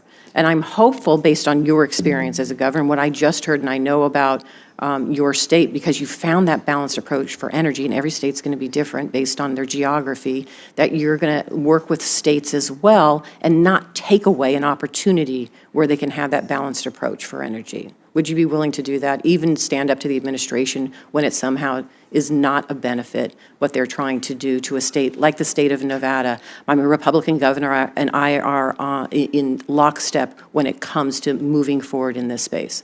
Well, there are certainly big opportunities in Nevada, whether it's solar, geothermal. There's a lot of opportunities, critical minerals, lots of things to work on. But I would say that the benefit to every American is if we have base load that's reliable, that works, that's part of how we have affordability. I mean, every American today is paying more for their electricity than they were before. So the current policy is hurting every American. It hasn't happened yet, but it's coming soon. More and more brownouts and blackouts because we aren't going to have the balance in the grid. And I think every senator and every governor is going to be hearing from every consumer.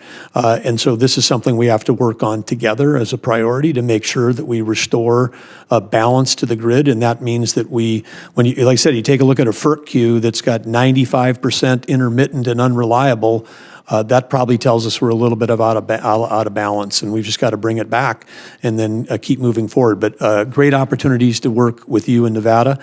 You've got some special opportunities and resources, and I'd say critical minerals, which you mentioned. I'm glad you brought them up.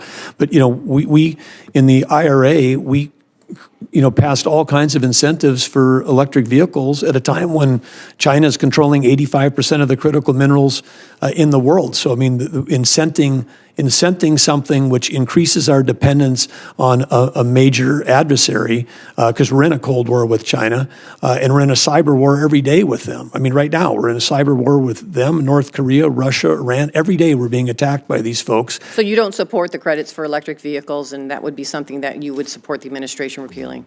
Well, I support economics and markets, and if you add up the EV totals, it's over $900 per ton of CO2 avoided. And in North Dakota, we can give you a liquid fuel with zero carbon in it for $60. And so we're doing that today with carbon sequestration for biofuels. So how, and I know my time is up, Yeah. and I look forward to talking Yeah. to you about this, but thank you. I appreciate it. Yeah. Senator Hoeven. I think that interchange demonstrates the kind of really high-level discussion that Governor Burgum brings to these issues. I mean, he really will work through these issues and applies a real analytical approach to problem solving. And I think that's really important for both sides of the aisle. And I think that's something that people are going to very much appreciate about him. Federal law requires that, that on public lands there be multiple use. Recently, the BLM promulgated rules that violate that law very clearly, in my opinion. Do you support multiple use on federal lands? And I think I know you do, but I want you to express it for the record. And then I want you to tell us why it's so important that we have multiple use on public lands, not just in our state, but across this country. Well, thank you, Senator Hoeven. The answer is obviously yes, but this is the public lands, and particularly when we talk about aspects of BLM, this is essential to local economies, and whether that's grazing rights that were part of this, whether it's recreation opportunities and access, whether it's timber, or whether it's oil and gas and mineral production that supports local economies and supports our country. This land was put away for the benefit, the use, and the enjoyment of the American people. Not every acre of federal land is a national park or a wilderness area. Some of those areas we have to absolutely protect for their precious stuff, but the rest of it, this is America's balance sheet. And I think every American during a presidential campaign finds out and gets pounded into their head that we've got $36 trillion in debt. We got all this debt. We all this debt. Oh, Americans, you owe part of this national debt, $36 trillion. This is on you. We never talk about the assets, and the assets are the land and minerals. This agency in Interior, the Department of Interior, has got close to 500 million acres of surface, 700 million acres of subsurface, and over 2 billion acres of offshore. 2 billion. That's the balance sheet of America. And if we were a company, they would look at us and say, wow, you are really restricting your balance sheet. And do you know what those assets are worth? We don't. I believe we ought to have a deep inventory of all the assets in America. We ought to understand what are our assets, 100 trillion, 200 trillion? We could be in great shape as a country.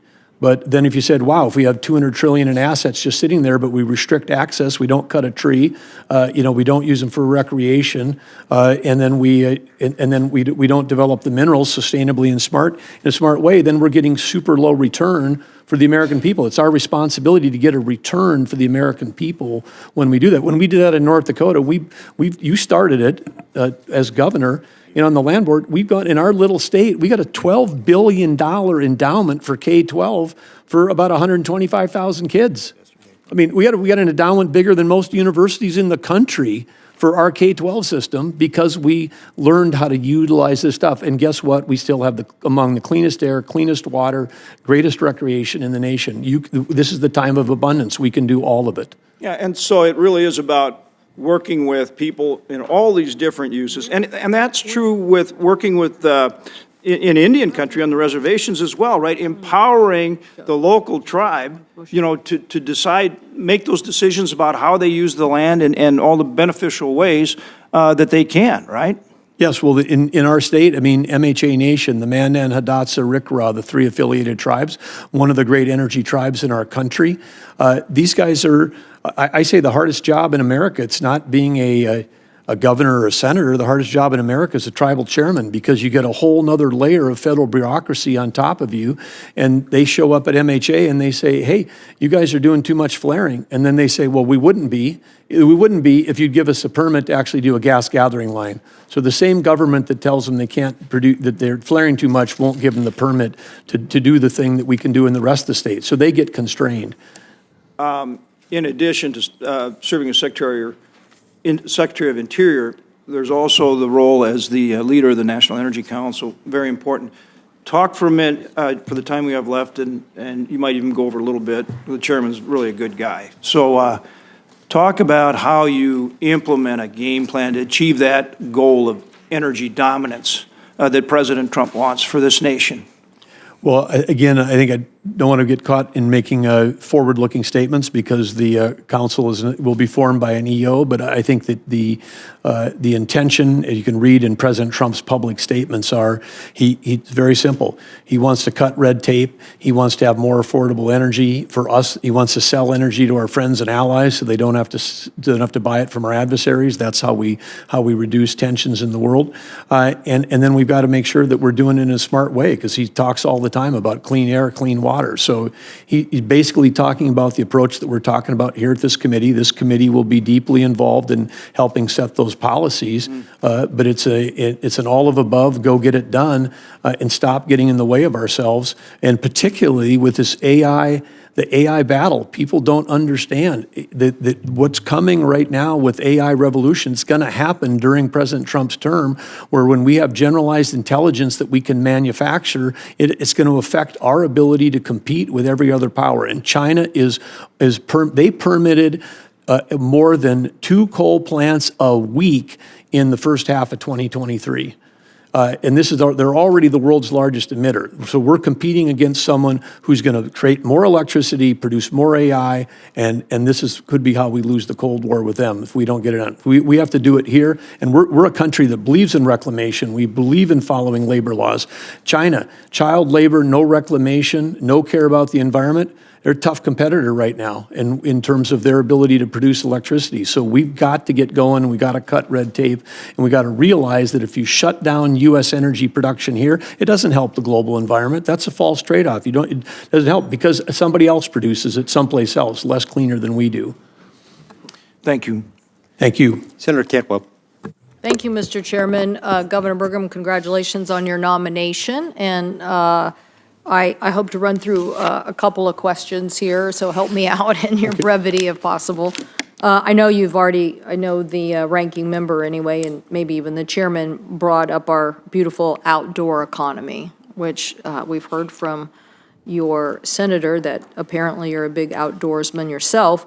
But not only have we become steward of over 20% of the land in the United States, but some of the most beautiful, iconic places in America, and these are an economic juggernaut. They are in my state, if you think about Mount Rainier or Olympic National Park or the Hanford Reach or many other places. The outdoor rec economy generates $1.2 trillion in economic output every year, $1.2 trillion, and accounts for 5 million jobs, and I believe continues to grow at an incredible clip. That when you think about economic development in some of our more rural communities, it doesn't take a lot to add a little bit of infrastructure, and then next thing you know, you're off to the races as to making a tourism and an economic impact to these economies. I think in North Dakota, it was your 3rd largest industry, generating $1 billion and 14,000 jobs, and you actually created an office of outdoor recreation. Good for you. Good for you. So I think you get it. But now when we talk about this oil, first I want to make sure on the public lands, will you support more input in outdoor recreation economies and gateway communities? And will you fully utilize the LWCF and support the conservation legacies bills that we've passed? Well, of course, first of all, in your comments on outdoor recreation, I agree completely on the importance of this. And it's not only good for the economy, it's also good for the health of Americans. I mean, I think one thing that we understand is that we just need more people to get off their devices, get outdoors, get engaged, understand the importance of our land, our wildlife, our soil health, all that aspects of it. And again, we are facing a mental health and addiction crisis in our country, and part of the answer is for many people is that getting that connection back to the outdoors. So support that completely, and would look forward to working with you on your other issues as well. Great. So you support the LWCF that we've passed in continuing to support those funds? Some of those acronyms I'm less familiar with, so I'd look forward to learning more about them. But okay. Well, we'll get you a question for the record because Okay. it's vitally important, we believe. We think we broke through finally. And the reason why I'm asking this is because the lead up to the next question. Okay. You're for this very aggressive oil and lease strategy, I think, or maybe you're going to take this helm over, with a group of people and say we need to do more on the oil and gas. Part of our efforts have been to show that these federal lands are very important in an outdoor economy.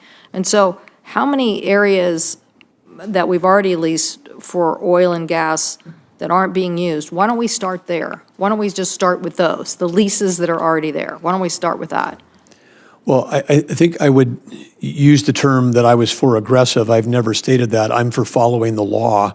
In the current administration in North Dakota, for the first time since Harry Truman, the quarterly lease sales were not held as required by law. It didn't happen for 2 years. We ended up having to sue the federal government just to follow the law. So I think the starting place is for us to go back to follow the law on these, and then again, we always want to prioritize those areas that have the most resource opportunity for America with the least impact on lands that are important. And I think that's pretty simple formula to be able to figure that out, given the scale of the amount of public lands we have. We can do a lot more without touching or even being visible to any of the people that are concerned about land use. So you would prioritize the existing leases? I'm not sure if I understand juxtaposed to, this conversation, which we've had many times in this committee, let's expand more leases that, that we don't have right now. I'm sure the chairman we could get into a very long discussion here about Bears Ears, particularly I wasn't for expanding oil and gas leasing into Bears Ears. It's a beautiful protected area. I personally think that the outdoor economy is a juggernaut. I don't want offshore drilling off the coast of Washington. Why? I got a marine sanctuary. Why in God's name? I have a Cascadia fault line. I mean, I could have devastation to an economy that's paying dividends. Why would I want to do that? So I'm just saying, one of the things that would be helpful to hear from you is that you believe in prioritizing on federal land the leases that are already there, as opposed to now going and saying, okay, let's get a big map and open up all federal land to new leasing. Because your point about efficiency, the most efficient thing is go after what you already have. Well, I'm going to have to, before I can make an affirmative statement that I agree with you, I'd have to understand, because what I've seen in my time as governor is not that we have existing, but we're actually restricting legal access for development or timber or oil and gas or whatever on public lands today, okay, by illegally not holding the leases that should have been held. So I'm not even. My time is up, and I'm now in the red, so I'm going to get cut off here. So, but we will submit something for you and submit something for the record on that. I'm sure I'll submit something on fire and CLT, and maybe you and I can have a discussion about what I think really would help us move forward on some of those issues.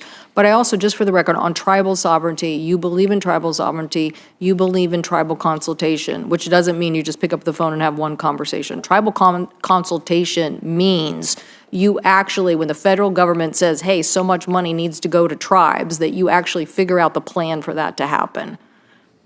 Well, tribal consultation to me as governor of North Dakota has meant actually spending time and going to the tribes, listening, sometimes listening for hours to really understand what the issues are, and then in getting to people ahead of time, and then working on things that are important. We achieved MOUs on law enforcement. I mean, some of the scarcest and most devastating law enforcement in this country right now is the lack of BIA agents on federal land. I mean, some of the tribal reservations have become harbors for criminal organizations because they know that we don't have enough resource there, and then our local county sheriffs, the state police, in many cases didn't have jurisdiction. That's just one. Healthcare is another. I mean, Yep, thank you. I'm sorry, the chairman's going to cut me off. But thank you so much for that answer. I appreciate it. That is the kind of stewardship we need with our partnership between us and Indian country. Thank you.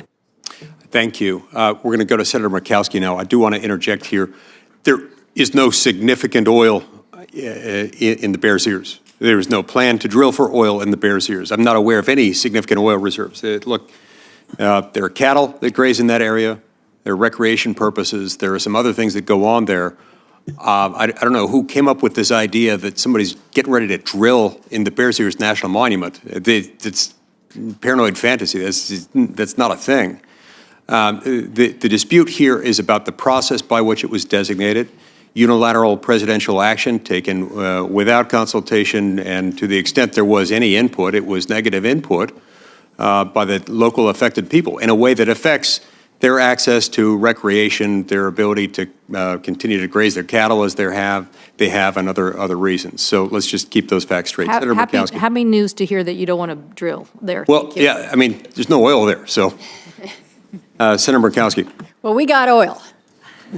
We got oil. And yes, Governor, you do. It's good to see you, and it's good to have these robust conversations. As you and I discussed, part of our challenge in Alaska is not lack of resource, whether it is oil or gas, coal, whether it's our renewables with everything from, yes, wind, the geothermal, even solar, yes, tidal power. We've got it all. But our big challenge, as you know, is access. And it's been noted that there's several states that the Department of Interior has probably a disproportionate impact. It doesn't do my heart any good to oftentimes refer to the Secretary of Interior as Alaska's landlord. But we pretty much have to go to Interior to ask for permission to do anything. And this is regardless of what our statehood compact says, regardless of what ANILCA, ANCSA, the lands that are the laws that have direct impact to us. So it's good to be able to have a conversation with you as the nominee for the Department of Interior, and knowing that you have the scope of knowledge and experience that you bring to these issues. I love the fact that you're talking about America's balance sheet, including assets that we have, such as lands and minerals. Part of the challenge that we have in Alaska is that oftentimes when we talk about our nation's inventory of assets, we're not on the map. We're not included in the surveys. And we're told, well, it's going to be hard to assess that. Well, yes, but look at it from the business perspective. Just because it's hard to assess your assets, you think you're going to keep them off of that ledger, off that balance sheet? So as we're talking about these, recognize that we not only have what we know we have, we probably have 3 and 4 and 5 and 10 times more. We just need to be able to do that assessment. So looking forward to that kind of engagement with you. We have a lot of work to do with the Department of Interior. You and I have had a chance to go over many of these issues. But again, so much of it is about access. And the first question that I'm going to ask, or the first commitment that I'm going to ask of you, is one that I can guarantee that nobody around this panel has mentioned, and this has to do with polar bears. The Biden administration has done a lot of things that most Alaskans don't appreciate, and last week we added another another thing to the list, we learned Interior is not going to finish its revised incidental take regulations, these ITRs for North Slope activities. And it's going to leave this very routine renewal of current letters of authorization as unfinished business. Well, when you leave those authorizations as unfinished business, it means that the business of what is going on in the North Slope is put on pause, put on hold. So I need your commitment that you'll work with Alaskans, particularly the Inupiat people up there, the North Slope Borough up there, on basically all things polar bear. Well, be happy to do that. And as you know better than anyone, Senator, I think close to half of the land and subsurface and offshore that Interior controls is in Alaska. Yep. So you can't, Interior you may view as a landlord, but I would view Alaska as one of the biggest assets this country has and one of the biggest responsibilities of Interior, and look forward to working with you. That's exactly what I was hoping you would say, recognizing really the significance there. And I don't want the Department of Interior to be a landlord. I want you to be a partner. I want you to be a partner with us as we determine how we achieve the balance that we talk about in this committee, because we are just as proud of our outdoor activities. You have had an opportunity firsthand. I love your story about the time that you spent in Alaska. We, of course, welcome you back anytime, all the time. But we've been able to access our resources, whether it's timber or whether it's oil, and still provide for a place that most would say, this is where I want to go before I die type of a location. So I think we're doing something right there. I need to alert you as well as my colleagues. And when we talk about the abundance, we have it in Alaska. But when you can't access it, we're now in a situation in my state where in the south central portion, where we're pretty much 75, 80% of the people actually are living in this region, where the energy, the natural gas that we have been relying on out of Cook Inlet is dwindling in its supply.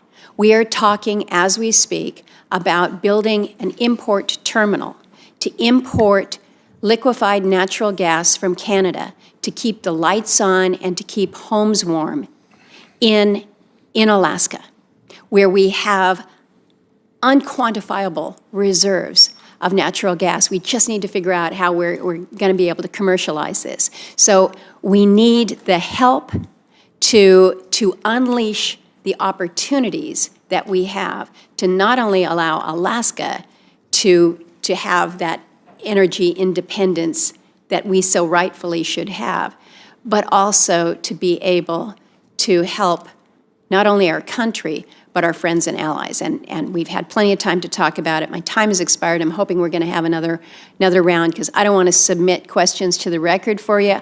I want the opportunity to just be able to put it out on the record now. So good to be able to welcome you here. You didn't have to answer any of that, but I just need you to come back to Alaska soon. Okay. Senator Hickenlooper. I'm going to yield to the senior senator from California because he's got a thing on the floor he's got to do. Senator Padilla. Thank you, Mr. Chair. Governor, good to see you again. Appreciate the time in my office a few weeks back, and greetings to your wife, Catherine. We can't do the jobs that we do without the support and love of our spouses. My time is limited. I'm not sure if we have a second round. There's a number of issues that I'm going to try to get to. If I don't, I'll be submitting questions for the records.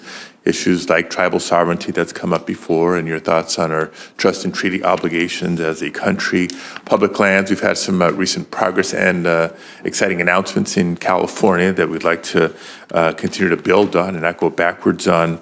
Try to get to some water system. But let me begin with some of the more urgent questions and issues.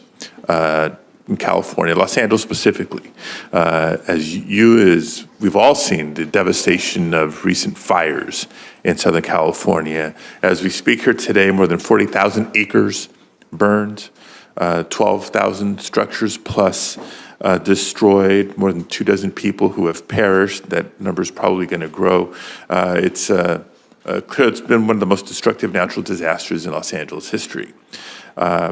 As governor, you had an experience, not at this scale, but in 2024, you requested a major disaster declaration to assist in the recovery from the historic wildfires that ravaged across northwest North Dakota. And President Biden, as I understand, approved it quickly and without conditions.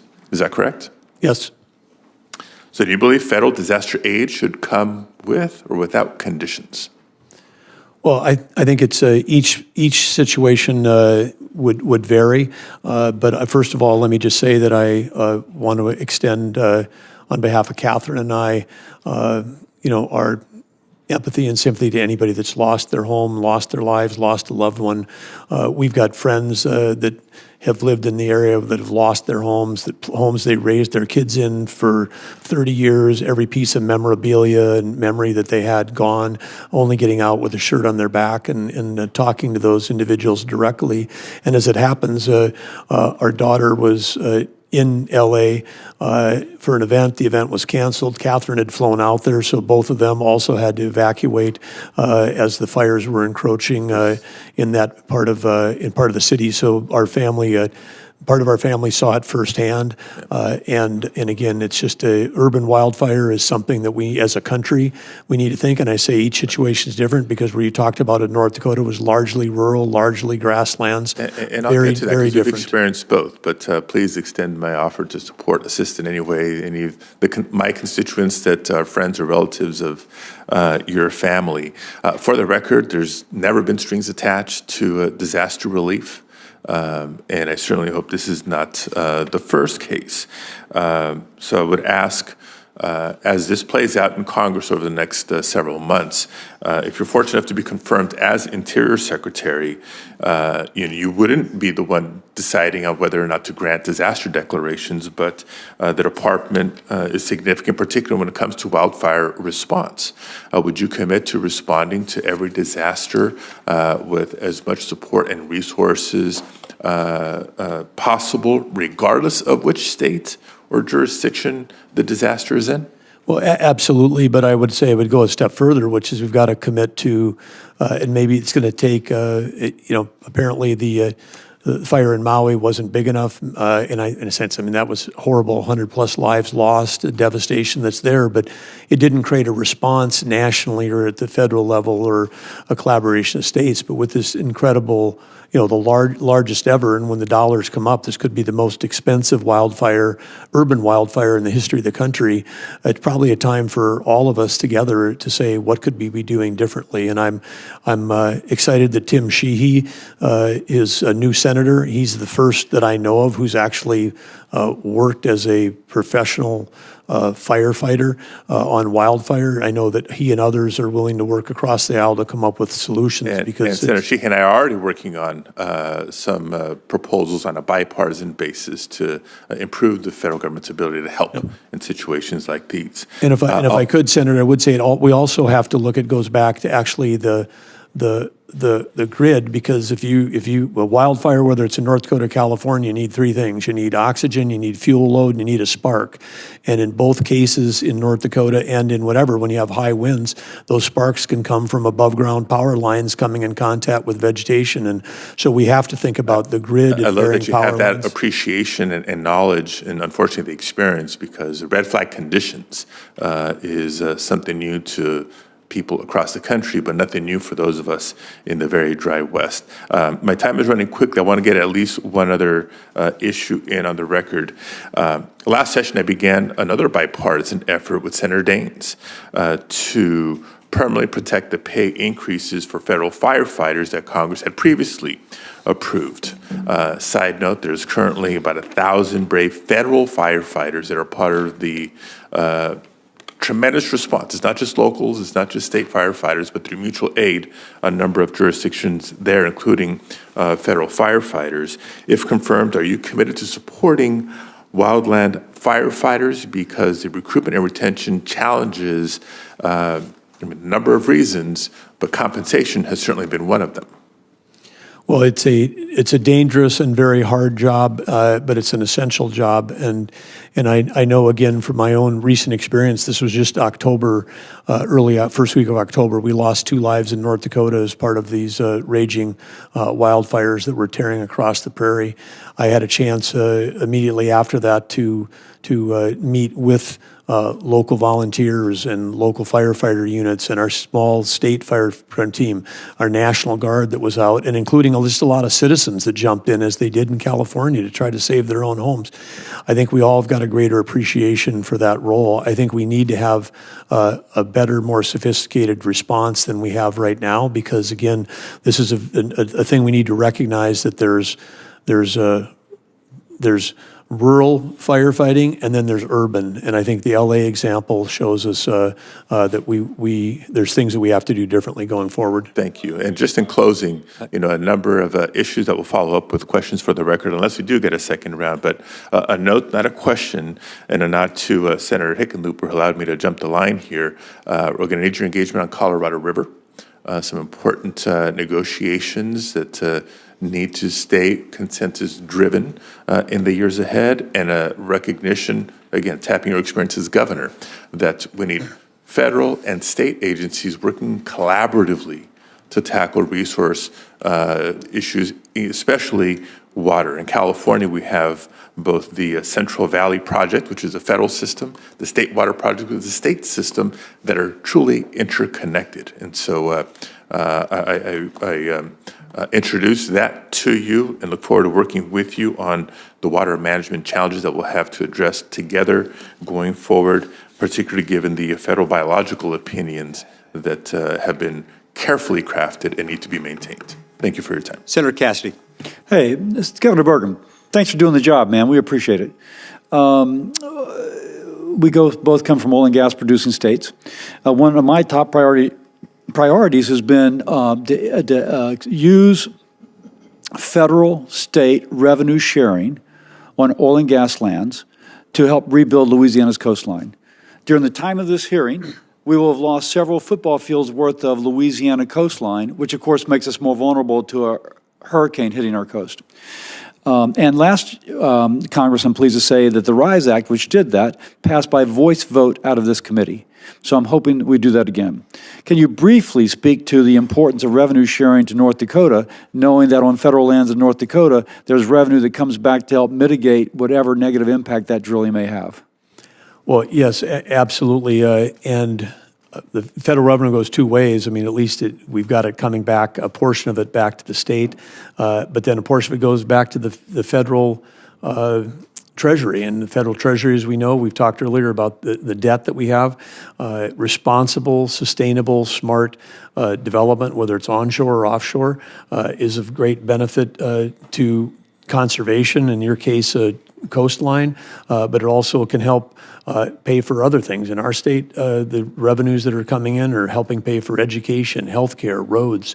It touches every... If you will, it's kind of a middle class, if you will, and lower economic class benefit program, because those things are touching services directly, aside from the jobs being created, directly impacting the quality of their life. Absolutely, and then when done effectively and appropriately, it also lowers the burden of sales tax and property tax and income tax on those same hardworking individuals. It's music to my ears. I will say, when I speak to the folks that actually do these big developments, one fellow said, it used to be when they had a lease sale, I could plan a fishing trip with my son at the same time because it was so regular. It was going to be on this day at this time, happened to be in New Orleans, so they had a great meal. I wanted to say that now there's been dilatory practices that have been instituted, not for the sake of anything other than dilatory and to increase the cost of development and to hopefully thwart that development. Can I get a commitment from you, as much as you can possibly do it, that when we have lease sales now, they will be as they are scheduled to have lease sales, and so the people making these decisions will have certainty as to them? As someone who was participating in a lawsuit suing the federal government to try to get them to hold the lease sales when they were supposed to be held by law, you can count that as head of Interior, we will be following the law when it comes to lease sale time. And I think the operative statement is you'll be following the law, and that's a good thing. Yes. Now, on that, we know that on some federal lands, from before modern environmental standards. There are abandoned oil and gas wells, and those tend to leak methane, for example. I'm very interested in working on a bipartisan basis, bicameral basis, of how we can actually have a federal program which sustainably is paying to cap these abandoned oil and gas wells. And Louisiana has about 1,500 of them. Any thoughts about that? Because I'm sure in North Dakota that you had to address this issue too. Well, in North Dakota, we took part of the revenues that were coming into the state from the oil and gas tax revenues, and we created a abandoned well reclamation fund, and that's been replenished, and then that goes back in to do that. But we've also made sure that the private sector is doing their share. Now, let me ask, because one thing I hear from the private sector is the issue of liability protection. Will they be sued the bejesus out of if something goes bad about this remediation of the abandoned oil and gas well? And I ask this, I don't know the answer to it. We're trying to explore that. There is the abandoned abandoned mine provisions that we're looking at. How did y'all manage that in North Dakota? Well, we always were looking for incentives to make sure that the private sector was willing to participate as opposed to afraid to participate. And you're describing this thing where if you get unlimited liability, then they want to run the other way and lawyer up and do that, as opposed to, hey, if you got the appropriate bond levels that are economic, they pay those up front. We exhaust those. If they've got other payments that they need to do, we've just been able to work collaboratively in a way to make sure that the private sector is doing their share when we're doing this. And part of that, their share, is because we're taking if they weren't investing in creating the well, putting in the people, doing the development, taking the risk on the front end, we wouldn't have the revenue to split up on the back end. So we're going to look at what y'all did in North Dakota as we draft our legislation. One more thing, knowing that you'll be in charge of this, as I gather, this kind of how do we do energy sort of thing. One thing that I've been concerned about is that countries like China do not enforce international standards on controlling pollution. That lowers their cost of manufacturing as much as 20%, incentivizing manufacturers to leave our country and move there. But then we get the loss of the jobs, but also all the air pollution that then blows over to our West Coast. I think I read 20% of the SOx in California is related to emissions from China. Now, one thing I've been proposing, Senator Graham is my co-sponsor, is a foreign pollution fee that would put a fee on certain products from a country like China roughly equal to their avoided cost of not complying with environmental regulations. As the president speaks about tariffs, this would be a tariff that would be thoroughly defensible as we address something the economists call externalities. I slept in a Holiday Inn last night, I know that word. So I go through that knowing that you and your position will be making sure that our industry is competitive in terms of controlling our emissions in accordance with the law, which then gives us that advantage relative to those competitors arbitraging those rules.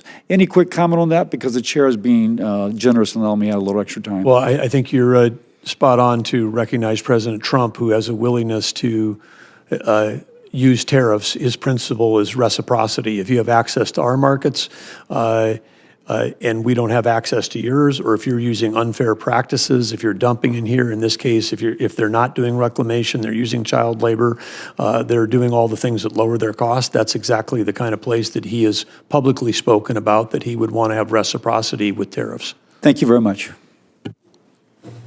Senator Hickenlooper. Thank you, Mr. Chair. Thank you, Governor, for being here. Appreciate this. It's always good to have other governors in the room, or former governors, I guess. At this point, I've got 3 questions, so I'm going to be pretty quick in the questions, and I try to be unfailingly polite, but if I override you, it's just because I want to get to all 3 questions. Obviously, I worked on methane regulations back when I was governor. We were the first state or province anywhere in the world to actually regulate methane, but we did it by working with the industry. They came and helped create the regulations that they were going to guide them. Senator Cassidy was just talking about abandoned wells. It's all part of that same problem. As Secretary of the Interior, how do you think you can use your authority to advance rules that boost innovation in the energy sector to, let's reduce methane is one thing, but I'll broaden the question and say, and getting to better, cleaner energy that's at the same time reliable and at a low cost? Well, I should say, Mayor, Governor, Senator, I love this question because the focus on innovation. We've seen in North Dakota, again, the federal regulation comes in, it's proposed, it goes through the rule changing, it takes years to finally get it finalized, then it gets finalized, and then all of a sudden you got a federal employee in a white pickup with a clipboard, driving around that the taxpayers are paying for, trying to find out if we've got an emission here, emission there. Meanwhile, if that's 6 to 8 years from the beginning of a problem to when the rule gets finalized and is actually enforced, we've gone through like 4 or 5 cycles of Moore's. Get to the innovation. We've gone through 4 or 5 cycles of Moore's law, and then someone's got a solution to say we can do methane capture at the well, we can do it cheaply, we can do it this. They implement it, they can capture it, they can turn it into electricity, they can do power generation for a data center on site and on a well site. I mean, the amount of innovation that is occurring right now in the energy industry is unbelievable. It's as exciting as anything in tech that's going on. And so that's why I say innovation over regulation. We can solve these problems cheaper, faster, and quicker than we can through expensive and outdated regulations. Yeah, we've never needed more innovation in a short time than we need in energy right now. As the energies are, on the other side, there have been a lot of reports about tariffs on critical minerals that possibly on everything. They're from all different, a lot of people are saying a lot of different things. So in terms of imposing tariffs without having a clear strategy on how we're going to secure the supply chains for these critical minerals essential to our defense, to our aerospace industry, go down the list, what's your plan to collaborate with our allies to make sure that we can ensure a reliable supply chain on these critical minerals? Well, I think the key there is allies, because we need to be we have to have a security network of people that are truly our allies, and we have to be able to buy and sell from each other around these critical minerals. But right now, we've been, over the last 20 years, we were, as a nation, one of the great mining economies in the world 20 years ago. It's become a dirty word. You can hardly find a kid in college that wants to go into geology or geologic or mining. You're hurting me. Well, you were there. I am a geologist. Yes, you are. Or I was. But you understand in your profession how that has shifted in your lifetime, and we've got to bring it back, because this is critical to our nation's future. And again, when we can do it here with innovation, better, cleaner, and safer than the world, we're actually helping the world environment when we do it in the United States. We can set those standards, and I agree completely that we are the ones who are going to create a better way to extract minerals with less pollution and less risk. Last question. Obviously, public land is a key part of Colorado, just like they are of North Dakota. I commend you. I think what you did as a governor, you took a lot of what we did and did it better. It's very frustrating, but we governors like to give credit where credit is due. We have certain places in Colorado, and we discussed this when you were in my office last week, and I appreciate you taking the time with all that you've got going on to come and spend an hour with us. We have some places where local governments, the local community, the ranchers have kind of joined arms side by side to protect lands. We have one piece of land there that's called the Thompson Divide. And it's been somewhat controversial. There's one mining or oil company that felt that there was potential there. I took a pretty deep look at the seismic and couldn't see much source there, much potential, but it's been controversial. I wanted to make sure, A, to extend the invitation that you come to Colorado, which I'm sure everyone up here is, even if they haven't said it, they look forward to it. But to come and walk that landscape with some of the local ranchers and farmers there, so you can get a sense that this isn't a partisan issue. This is a piece of land that pretty much everyone in the community has decided needs to be protected. Well, I appreciate the invitation. I would look forward to it, Senator. Great, thank you. Yield the floor. Senator Risch. Governor, welcome. Can't tell you how glad I am to see another governor for this position. And particularly coming from west of the Mississippi. If you look at this committee, it's kind of the former governor's club. There's a lot of us on here, and we have meetings from time to time. Hoeven takes up most of the time trying to convince us there's a Z in bison, and we can't find it. So, in any event, thank you for doing this, and because of the fact that most of our western states are so have so much federal land, it's really important we have somebody that understands those issues. So thank you for that, and thank you for the job. They've already had a discussion with you about grizzly bears. We don't want grizzly bears. They kill people. You know, the federal government already gave us wolves. We had them all killed off about 75 years ago, and then some yahoo back here decided we needed them again, and they brought him in and brought us 30 wolves and said when there were 200 and 3 breeding pairs, we could delist them. Well, by the time I became governor, there were at least 1,500 wolves. Nobody knows how many breeding pairs, and we couldn't get them delisted. Till I got back here, we finally were able to put together a coalition and got them delisted. Grizzly bears are so far over the top because they kill people. They really do kill people, and they just don't mesh with society. So in any event, we'll look forward to working with you on those issues. Probably one of the most important decisions you're going to make here in the immediate future is, I know how the transition team is working, and you and the transition team is going to have to pick a BLM director. And that's really important to us because all of us have it, that are Western states have a tremendous amount of BLM land. We had a real problem with this one. Fortunately, she's only got about 95 hours left. She was an eco-terrorist.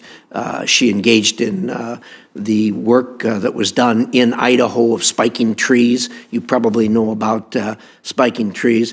Since she's been BLM director, we haven't seen her. She's been up here, I think, once in the 4 years, and it divided this committee deeply. We had a huge fight over it. It was a straight party line vote.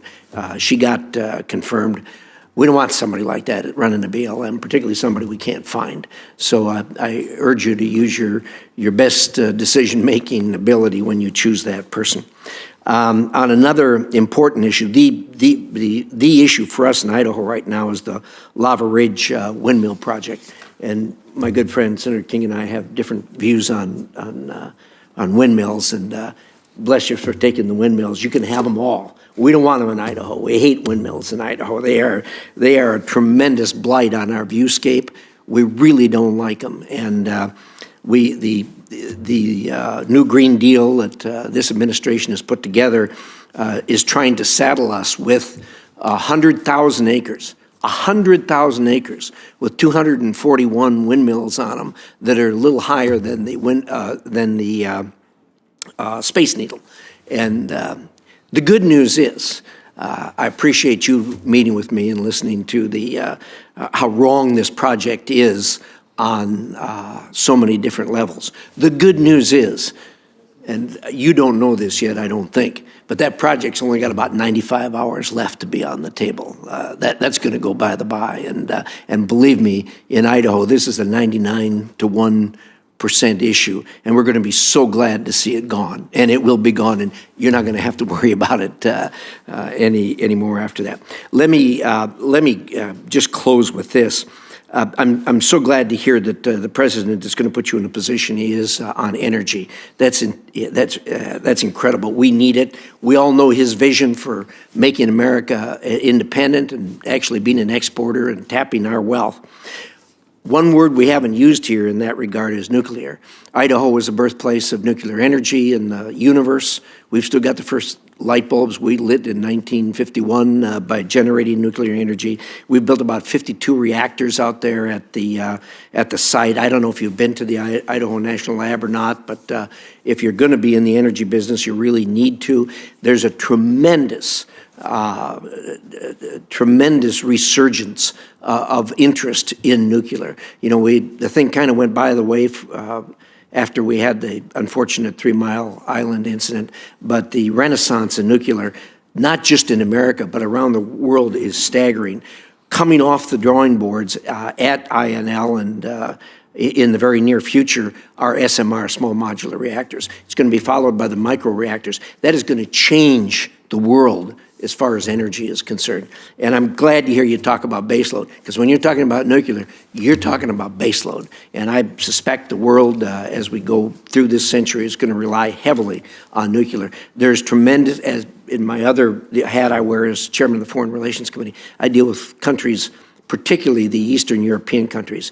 They're entering contracts, and it is a national security issue because we compete with China, with Russia, and to a degree, France, when these new projects are coming on board. So thank you for what you're doing. God bless you. We welcome you. Senator Gallego. Thank you. Governor, thanks again for joining me, and thank you for sitting down in my office, and appreciate our time together.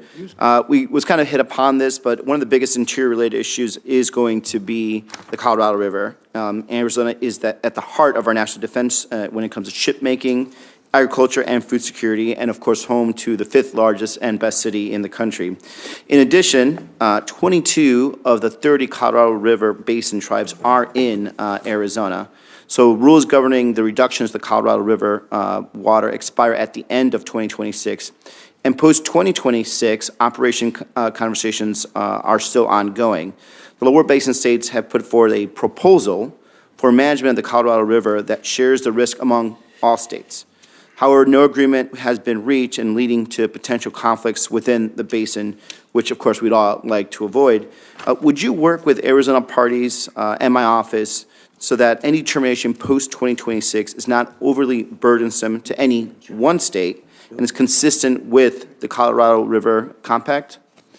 Well, Senator, you bring up a really important issue, and this is with the 2026 date looming, coming forward. And of course, as you know, Interior does have some specific authorities relative to helping with the lower and upper basin.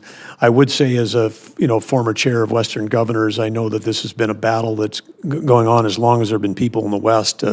People are fighting over water in the West. My experience in North Dakota has been more on the Missouri River Basin, but also we've been in some deep battles with Canada because we've got 2 rivers that are in North Dakota that actually flow north into Canada, the Souris River and the Red River of the North. So whether it's international or the complexities of the Missouri, I've got some good understanding and good exposure to this, but I think you can count on that we're going to look for a collaborative solution that serves everyone.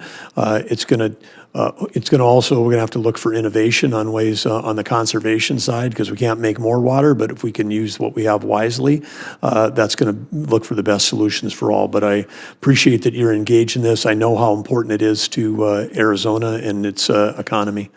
Thanks, Governor. In our meeting, we also discussed a lot about our tribal communities and tribal nations. I'm very glad you have good background and understanding and relationships with them. And we talked a lot about tribal law enforcement and some of the bills that I've put forward to increase tribal law enforcement. But unfortunately, we see just high rates of missing and murdered women, as well as other violent crimes. A lot of it is really due to lack of tribal law enforcement and communications with our agencies that are supposed to be have oversight and collaboration. So, I've worked through my time in Congress to try and increase the funding for tribal law enforcement, but our federal budget cuts really put all that work at risk. So can you, tell me or think about, what is your plan to work collaboratively with Congress and tribes across the country on tribal law enforcement improvement efforts, and how do you plan to ensure that we can do this in a bipartisan manner? Well, I think there's nothing partisan about enforcing the law and protecting the citizens of the United States. And one of the great tragedies in our country is the lack of law enforcement on tribal lands, and the fact that we've got organized crime that is, preying on those the gaps. They're aware that the gaps are there, and whether it's the training centers. Senator Hoeven has been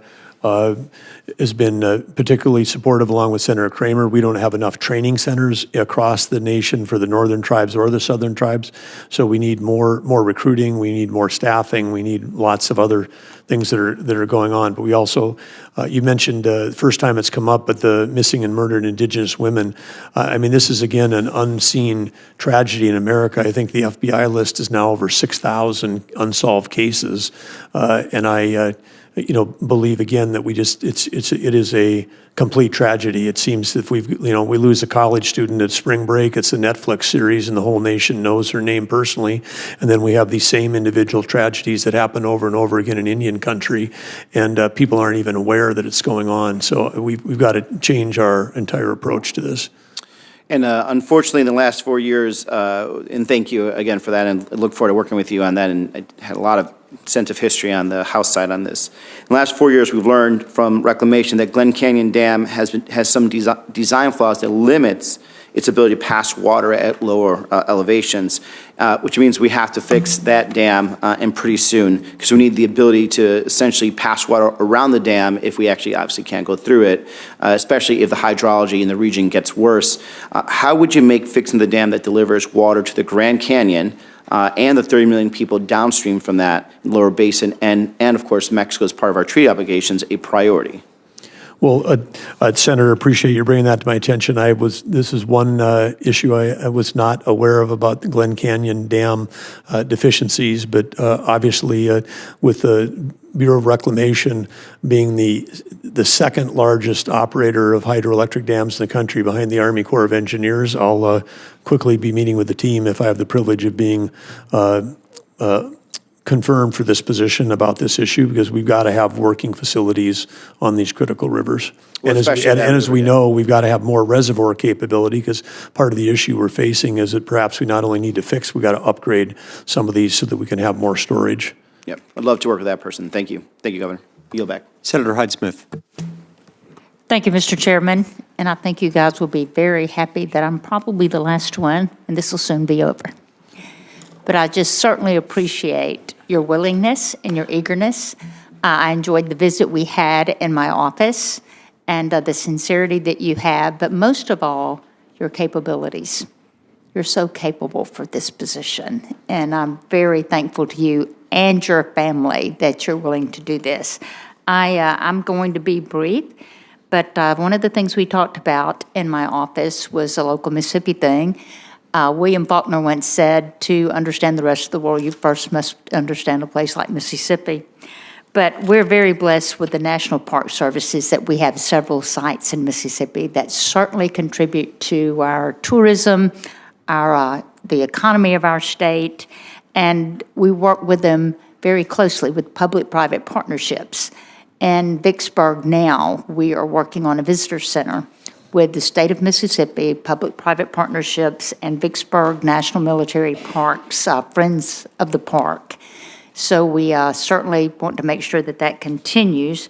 In Natchez, the state is enhancing 2 state-owned historical sites to better complement the Natchez National Historic Park sites. So, of course, I'd want to invite you to visit those, and asking for your willingness to commit to me working on these 2 particular projects in Vicksburg and Natchez. Well, as Senator, thank you. And first of all, I just want to thank you, too, for your capabilities. It's great to have a senator who grew up in agriculture and also was ag commissioner. That's fantastic. I spent most of my life, my family was all involved in agriculture my entire life, and many of my cousins still are. So it's such an important part of our national security as well. But in terms of the national park thing, as we said earlier, we've got a big deferred maintenance issue, and we have a big opportunity. These are the precious spots out of the billions of acres of surface, subsurface, and offshore that we own. The national park is for Americans is a priority, and we need to take care of these sites, whether historic or others. And again, we have to make sure that they're capable of handling and supporting the visitors that want to see them. We know they're great for the local economy. So appreciate the invitation and look forward to working with you. Thank you on that. Now I'm going to go to South Mississippi, our offshore oil and gas production in the Gulf of Mexico. Of course, it plays a vital role in the Gulf states' economies as well. We call it our blue economy down there. The Anchor platform. It's recently come online with the Gulf of Mexico, but it will produce 75,000 barrels of oil per day. And this oil is refined in Pascagoula, Mississippi. And obviously the jobs that it provides there and the benefits that we have. But it is important that the department maintain a steady leasing schedule to ensure companies can continue the opportunities there for exploration, for new production to support the affordable, reliable energy. So the current National Outer Continental Shelf Oil and Gas Leasing Plan, or the 5-year plan, includes only 3 possible lease sales. A historic low. Do you believe the current 5-year plan is adequate to continue to meet the energy needs of the nation? And if not, will it be a priority for Interior to develop or finalize a new 5-year plan? Well, Senator, I think that you know the long lead times it takes for the private sector to make the significant investments to do safe, secure, and smart, sophisticated offshore development.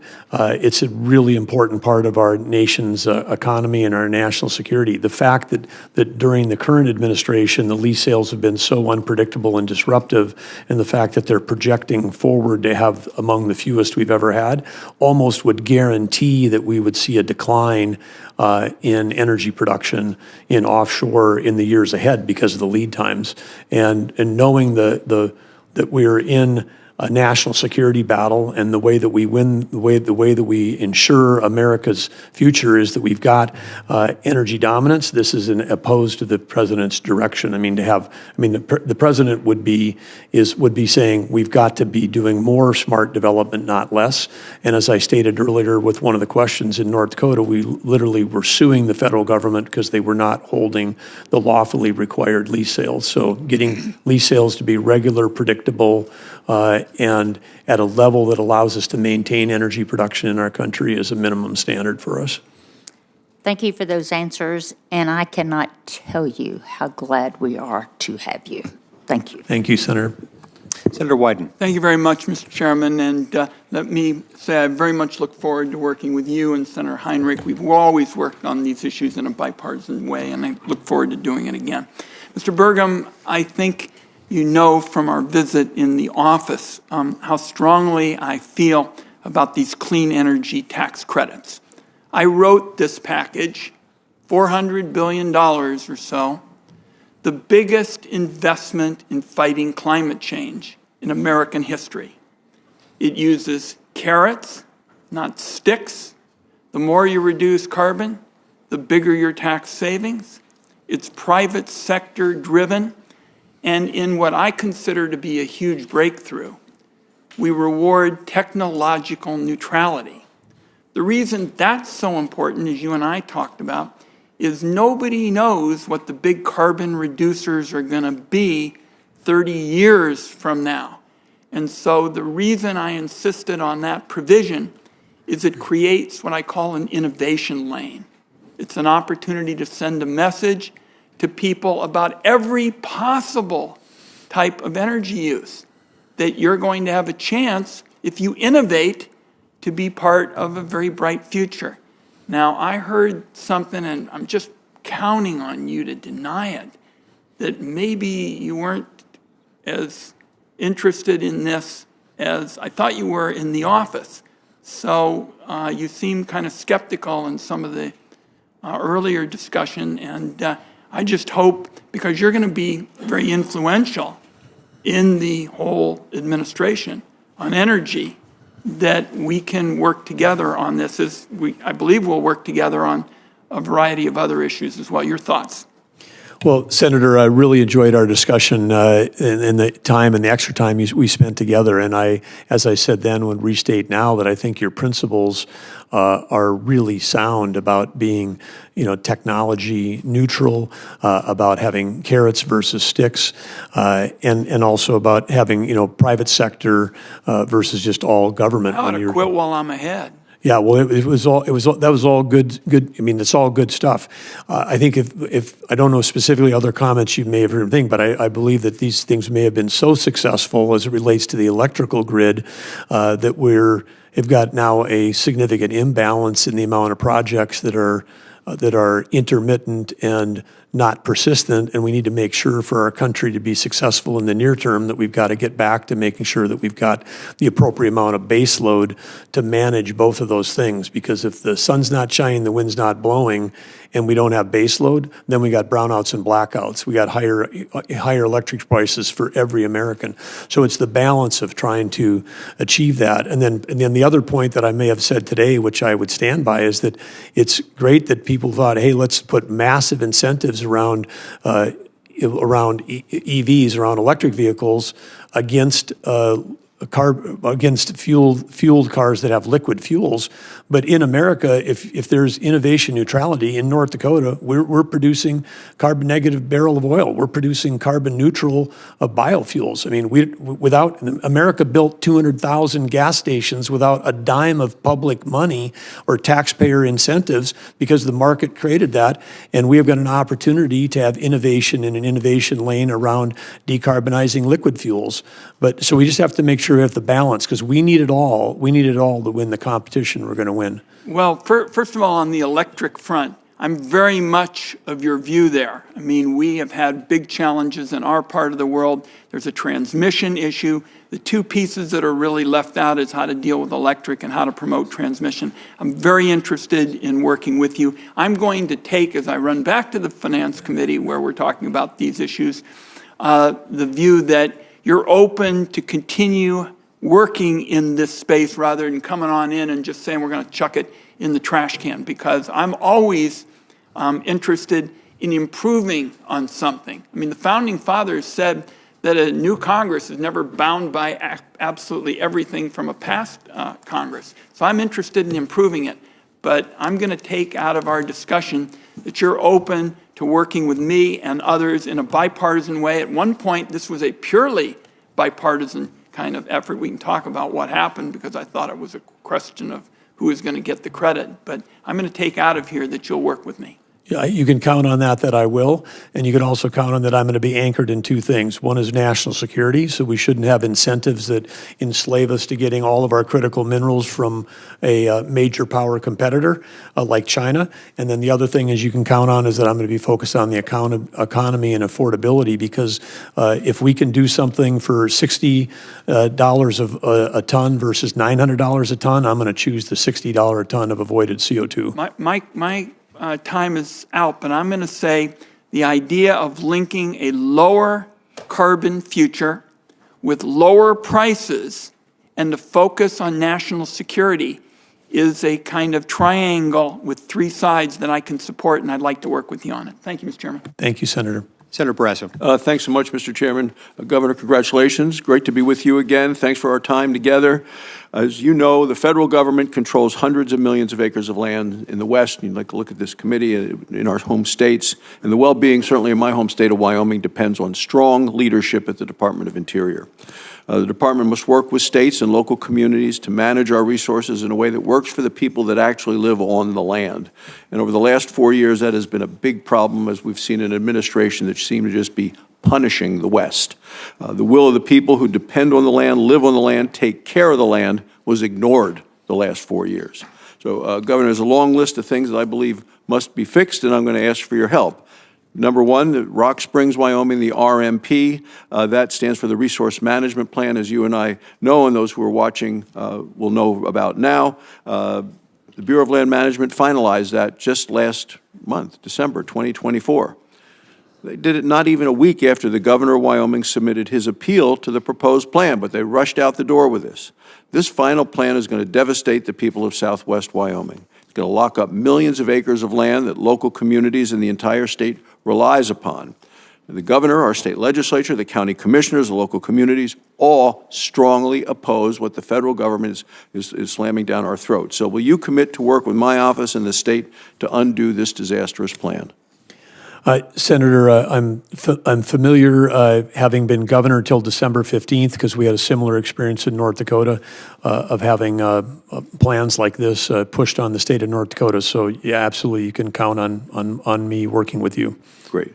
In Wyoming, about 2/3 of our minerals under the land are owned by the federal government, about half of the surface land and 2/3 of the minerals under the land.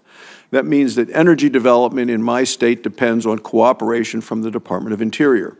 Wyoming's legislative leaders would benefit from meeting with you directly as they plan the state's energy future, and I'd like to ask you to commit to joining our Wyoming delegation as well as the Wyoming stakeholders to talk about the future. I would enjoy that very much, and I've enjoyed the relationship I had with Governor Matt Mead and now Governor Mark Gordon, that we've been on regular communication because there's been a lot of shared challenges between Wyoming and North Dakota. And both of those current governor and former governor speak with you with great appreciation, great admiration, and great respect. So look forward to that. Buffalo, Wyoming. Last year, the outgoing administration finalized a resource management plan for Buffalo, the Buffalo, Wyoming field office. This plan would ban new coal leasing in the Powder River Basin, which is the most energy-rich area in the country. We are America's energy breadbasket in Wyoming. This short-sighted decision is an insult to our communities and harmful for American energy security. If confirmed, would you work with me to reverse this plan? Absolutely, and I also know that and when we talk about critical minerals, that in that Powder River coal include many of the critical minerals that we need for defense, for technology, and for the future of this country. And so, rather than this blanket approach of trying to block that type of energy development, we need to be thinking about how innovation can help us solve multiple problems at once. I want to move now to oil and gas leases. The outgoing administration has a disgraceful record on oil and gas management. It blocked and looked at and locked and blocked our production just about every turn. It hasn't issued leases for a lease sale held over 4 years ago, and they still haven't issued the leases.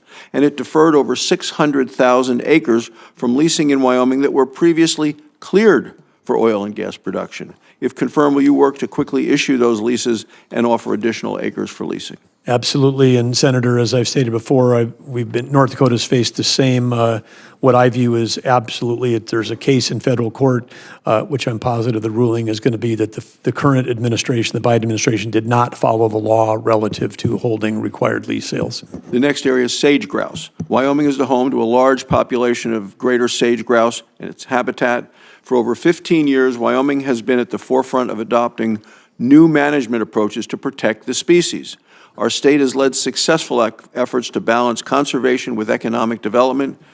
Again, the Biden administration proposed to designate over 600,000 acres in Wyoming as, quote, areas of critical environmental concern. That's going to lock up thousands of acres in Wyoming, halting production and development across the state. Would you be willing to reopen the department's greater sage grouse management?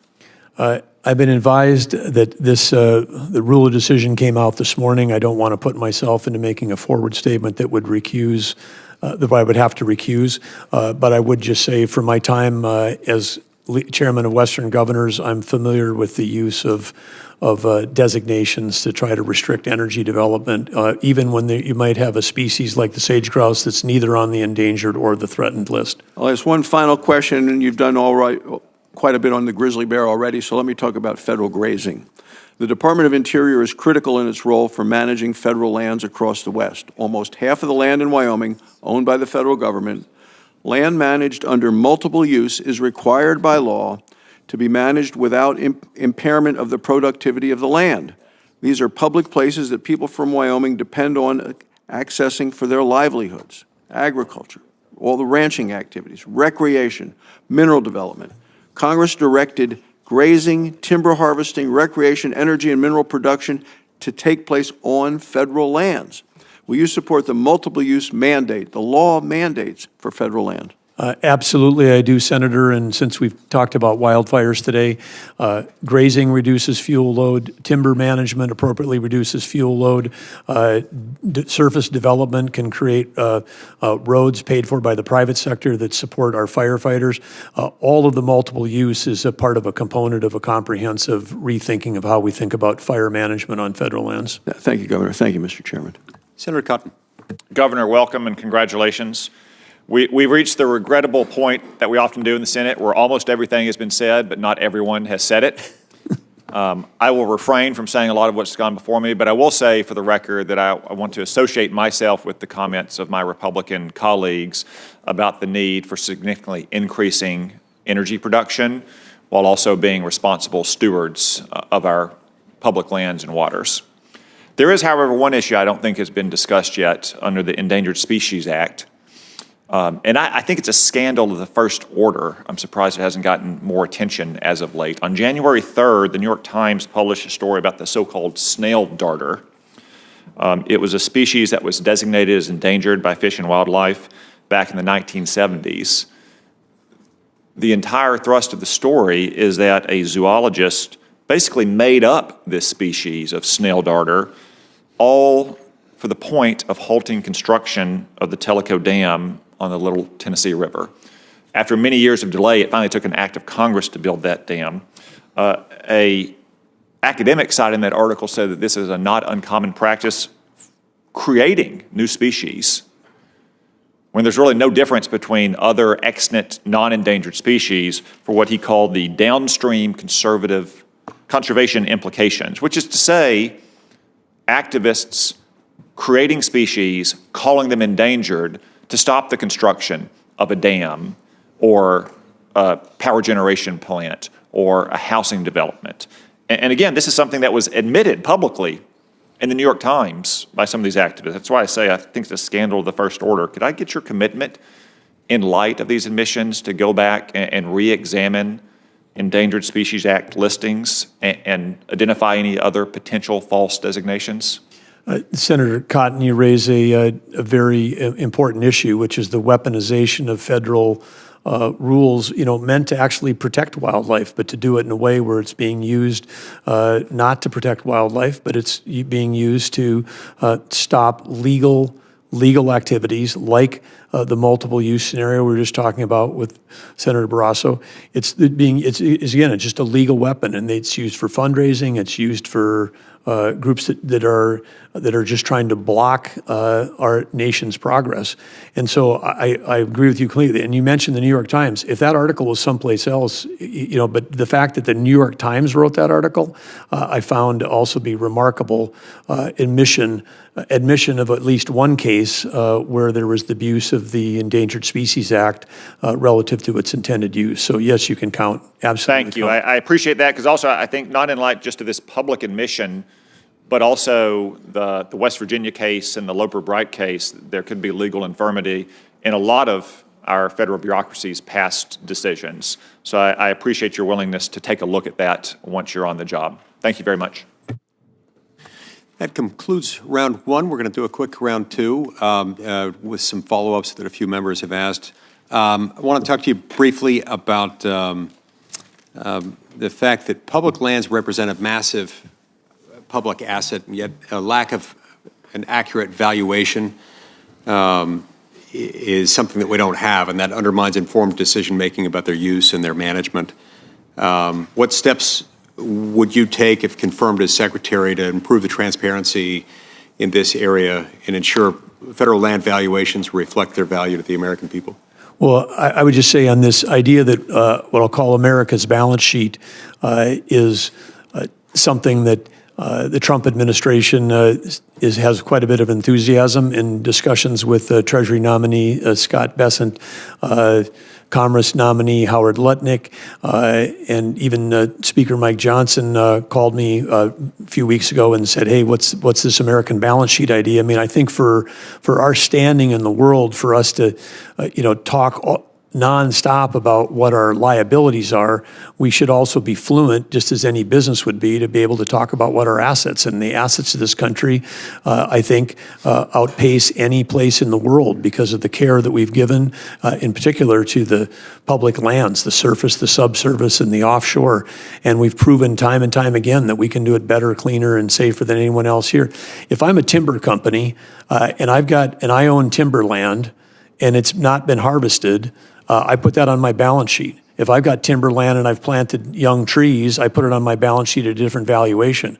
When we protect U.S. lands and then don't cut a tree and then they burn down, we not only produce enormous amounts of emissions and enormous amounts of carbon, but we also have effectively wasted the public's asset. And I think it's part of our duty in the role, if I have the privilege of being nominated here, but all of us as elected officials, to make sure that we're getting a return on the nation's balance sheet for the benefit and the use of the American people. Great. So understanding that number, I think, is key. I would just say one last thing. People say, "Oh, it's going to be really hard. It's really hard to develop it." We did this in North Dakota. When I took office, they said, "Well, we have no way of knowing what our undeveloped minerals are." And we found a young software company that was able to figure out precisely what the future value of every one of the wells in North Dakota on public land would be worth. It's been used for estate planning. If grandma dies and she's only got 10% of one well, they can figure out the value for that. If we can do that there, we can figure it out for the whole country. And just as I said to Speaker Johnson, we're required as a nation to conduct a census within every 10 years, not every 10 years, but within 10 years, do a census. That's hard work, but we figure out a way to do it. I would think if Congress stood up and said, hey, every agency, every bureau, every department of the United States government needs to figure out what their asset value is, then we get after it, and we get after it, and we come up with a number, and then we can make these trade-offs. When you do by executive order and take hundreds of millions of offshore subsurface out of leasing, and that's viewed as a costless event, at least we could have the trade-off of say, yes, some people thought it was important to take that off the table, but what did it mean for the American people? Did we just take trillions of dollars of future revenue out of the pockets of our future generations? And so I think, again, creating a financial understanding that is where we can have an honest discussion about some of these executive actions that are happening at the end of this term, for example, would be useful for all Americans to understand. Thank you. I appreciate that. I've got another question that I was going to ask regarding PILT. In the interest of time, I'm going to forego that. I'll just conclude it with a very brief statement. PILT, payment in lieu of taxes, the federal government came up with it, Congress came up with it about 50 years ago to help offset the burden states carry, states with a lot of public land, because they don't receive any property tax revenue from it, so it's supposed to offset that. In some parts of the country where there's a lot of public land, this works out okay. In other parts, it's pennies on the dollar compared to what they would get if they could tax the land even at its lowest valuation and lowest rate. So I would love to talk to you about PILT reforms and making PILT generally a priority, because a lot of these communities rely on it for fire, search and rescue, schools, safety, so forth. Senator Heinrich. Governor, Senator Daines mentioned a very specific challenge with the Endangered Species Act, but as a governor, you know that one of the best ways to head off those conflicts is to prevent species from ever being listed by recovering them through proactive voluntary conservation at the state level. Senator Tillis and 9 of his Republican colleagues and I have a highly bipartisan bill called the Recovering America's Wildlife Act that helps states do exactly that. And in fact, North Dakota's former Game and Fish Director, Terry Steinwand, was one of the architects of that legislation. It's got strong support from the Association of Fish and Wildlife Agencies, from many of the conservation groups that you mentioned in your exchange with Senator Justice. Does that sound like the kind of approach that you could work with Senator Tillis and I on? Absolutely, Senator Heinrich. I think that, again, super sound principle there, which is to do the work to keep it off of the any kind of federal designation, working collaboratively with the states. I had the pleasure of working with our Game and Fish Commissioner, Terry Steinwand, for 6 of my 8 years as governor. He had almost a 40-year career in wildlife management. It's people like that I know and respect across all the states. I know you've got them in New Mexico. I know we've got them in Utah. I mean, the people that work in game and fish at the state level that are working on these things, I haven't met somebody from the federal level that flies into North Dakota that cares more about the soil, the air, the water, the fish, the wildlife than the people that we have at the state level. And we should just, this sounds like you're entrusting this back to the states, and that's where it belongs. And it was really an idea that grew out of asking all of those agencies, like, what's the right way to approach this? And they said, well, instead of, just having an emergency room, which is what the Endangered Species Act effectively is, let's try to give wildlife primary care. Let's intervene when it's much cheaper and much more effective, and you can really move the needle. You and I talked a little bit about tribal water settlements. Those are incredibly important for water certainty in the West, especially with all the conflicts we have, not just in the Colorado Basin, but also in the Rio Grande Basin and other western basins. If you're confirmed, will you commit to continuing the department's work to both resolve legal claims around tribal water settlements, but also just implement the existing water settlements that have already been made? Well, you've got my commitment to work on those important issues. Great. I'm going to make one other quick statement. I know you heard from my friend and colleague from Idaho, and we've done some great work together on cleaning up abandoned mines. We don't necessarily agree on wind generation, but I would simply remind you that onshore wind is in that basket of multiple use. And so you can always hold it to the same standard as oil and gas, but you can't legally, at least, unilaterally deny legally permitted wind generation. So with that, thank you for all of your answers today. Senator King. Thank you, Mr. Chairman. First, I want to associate myself with your comments, Mr. Chairman, on determining the asset value of what we own. It's astounding that that doesn't exist. And one of the things that would contribute to, as we discussed previously, is adequate maintenance budgets. If you know the asset value, there are sort of standard industry percentages that should be applied in order to determine a maintenance budget. So I believe that's an important step.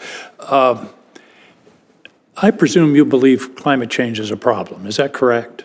Yeah, I believe that climate change is a global phenomenon for sure. I noted the biographical material that in 2021 as governor, you set a goal for North Dakota of carbon neutrality by 2030 to be achieved in a variety of ways. And as you mentioned, you've really worked hard on the carbon neutrality of fossil fuel extraction and fossil fuel use. I'm a little worried today, though. You keep distinguishing between intermittent and baseload. Would you agree that renewable resources, solar and wind, for example, can be developed if they are adequately, if they can be integrated into the grid in a safe and reliable way? Yes, they can, and it's not for me personally for any political reasons that I distinguish. It's just because of physics, the physics of the grid. If we don't have enough base load, and it's the base load that we have that's allowed our nation to make the investments into the intermittent. I don't want the word, in a former life, I developed both base load and intermittent resources. I don't want the word base load to be code for no renewables. That's not what you're saying, is it? No, we need a balance, but they cannot.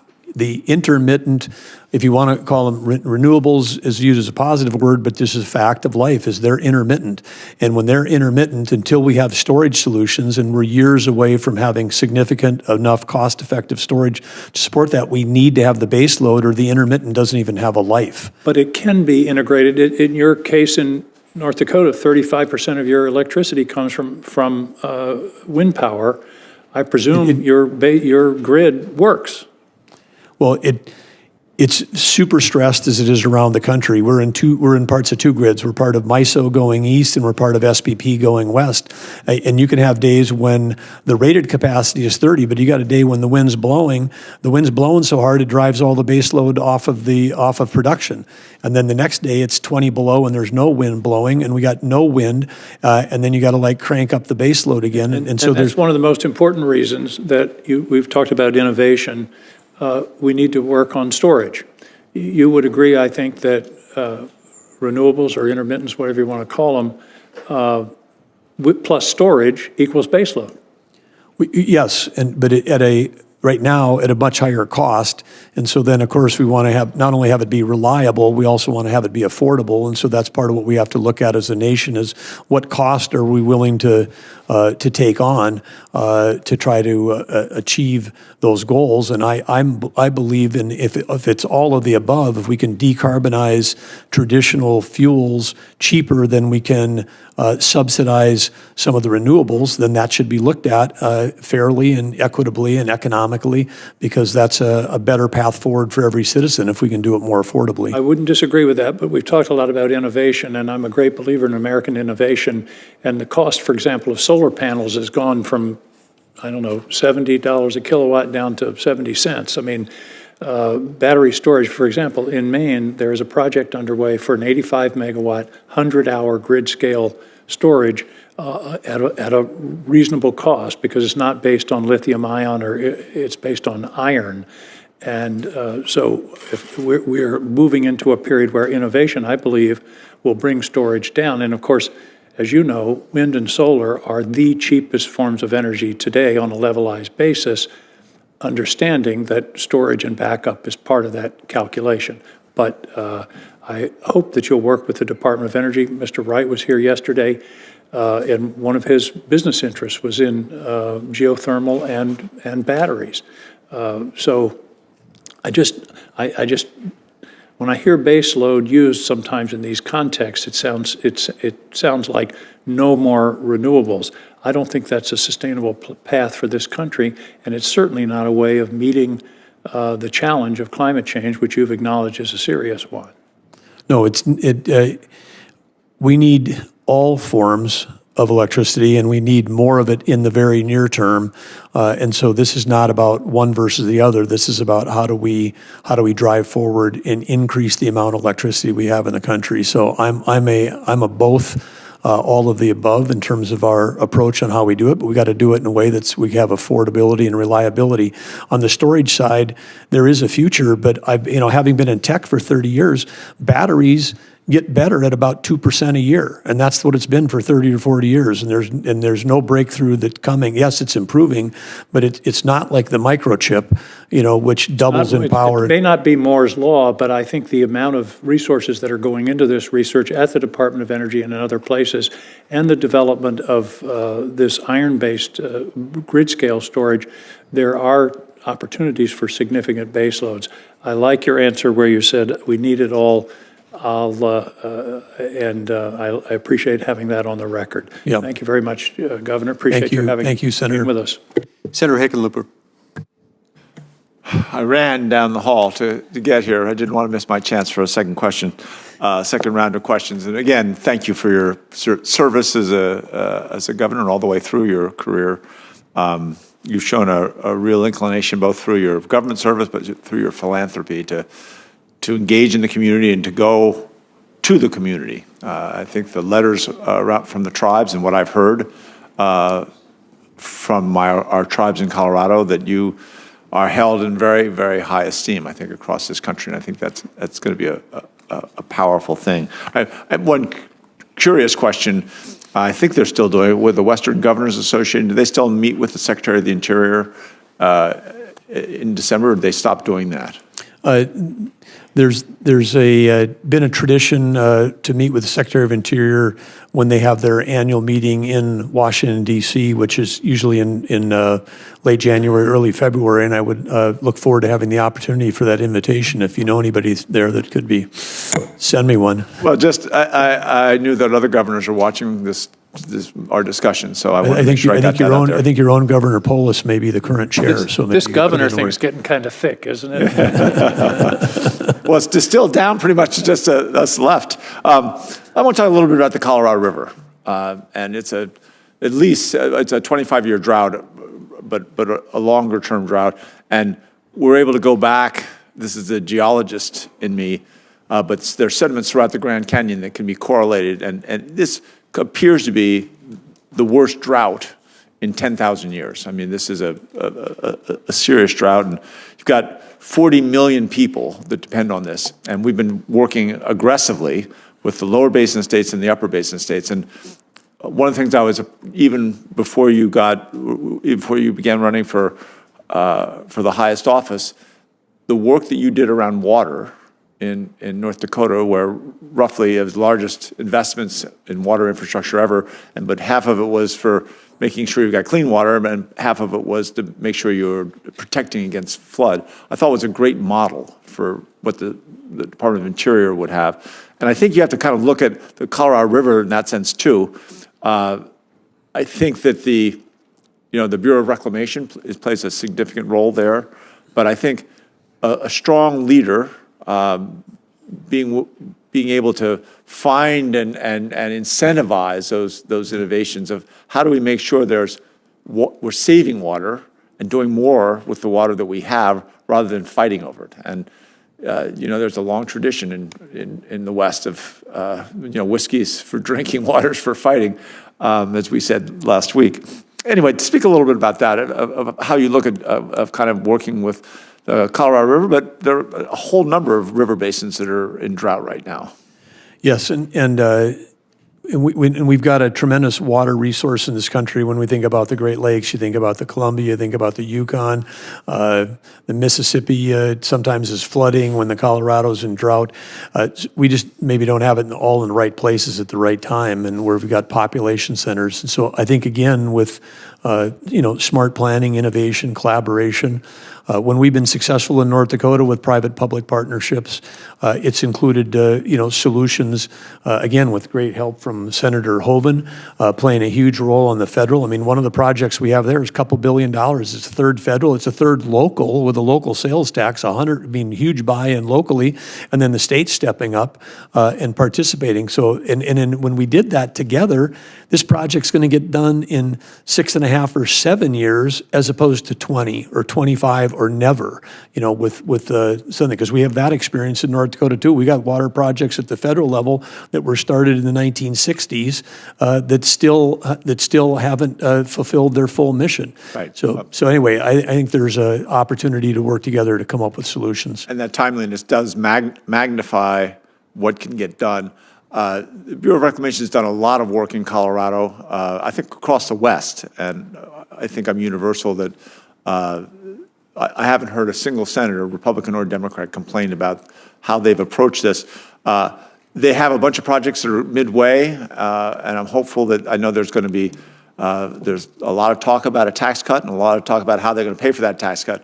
Hopefully we can protect those funds that have been committed to various water projects, because the worst thing you can have, and this has happened to Colorado 2 or 3 times over the past several decades, where you get halfway out, you're building something, and then all of a sudden the support goes away.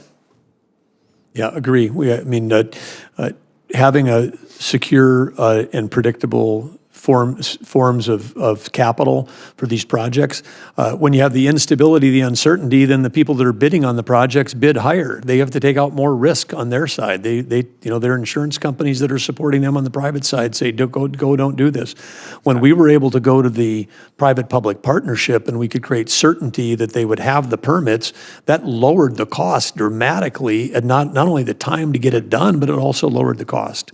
That's music to my ears, and we agree completely. So we'll remember this conversation 3 years from now, and I'm sure who knows what the future will bring. But I appreciate that commitment to the long-term solutions. I think that is necessary on almost every level in this country. Great, thank you, Senator. Thank you, Senator Hoeven.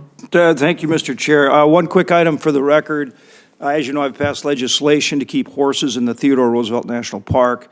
I'm a horse fan. You and your wife are horse fans. I just want to know that you'll commit to the record to continue to work on that very important issue with me. Absolutely. For the record, people should know that as popular as Senator Hoeven is in our state, the horses in the national park have even more followers on social media than he does. Yeah, no question. And then just one final item. I think you've demonstrated to both sides of the aisle your absolute willingness to work with everybody to achieve good outcomes and a good outcome for this country. And that's exactly what we want in somebody that goes into these important positions. And so thank you to Catherine. And then just if there's anything for the record that you want to add to the record, I would just give you this opportunity before turning things back to the chairman. And again, I want to thank both the chairman and the ranking member as well. Well, the only thing I would do quickly is close with gratitude to Chairman Lee and Ranking Member Heinrich. Thank you for your time ahead of time. Thank you for making your members available to me for meetings ahead of time. And thanks for this great dialogue and discussion today. I've received a lot of invitations from members to come and visit. I would be remiss if I didn't, before I leave, to extend an invitation on behalf of Senator Hoeven, Senator Cramer, and myself to come to the grand opening of the Theodore Roosevelt Presidential Library and Museum, which is an opportunity to tell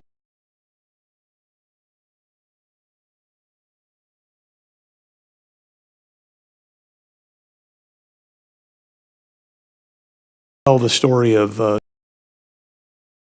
conservation that really began during the time when Theodore Roosevelt spent time in North Dakota. His wife and his mother tragically died on the same day in the same house, on Valentine's Day of 1884, and he had a newborn infant daughter that was 2 days old. He handed that off to his sister, and he got on the train, and he was deeply despondent and went west and remade himself from the, he'd had a childhood that was full of sickness, and he went from a sickly Easterner and became a rough and tumble Westerner cowboy, learned the hard way out there with a lot of time in the saddle, and built the Elkhorn Ranch. And from then he developed his thoughts about conservation in this country. And we know the story that went from there. That led him to become the Rough Rider that he was, that propelled him into becoming a governor, formed the National Governors Association, saved football. I mean, now the largest viewed sport. And the NCAA was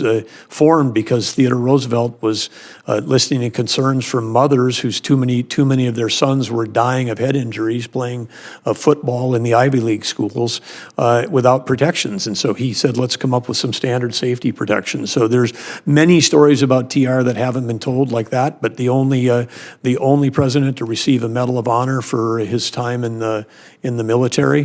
One of his sons also received a Medal of Honor, who was there at Normandy in World War II.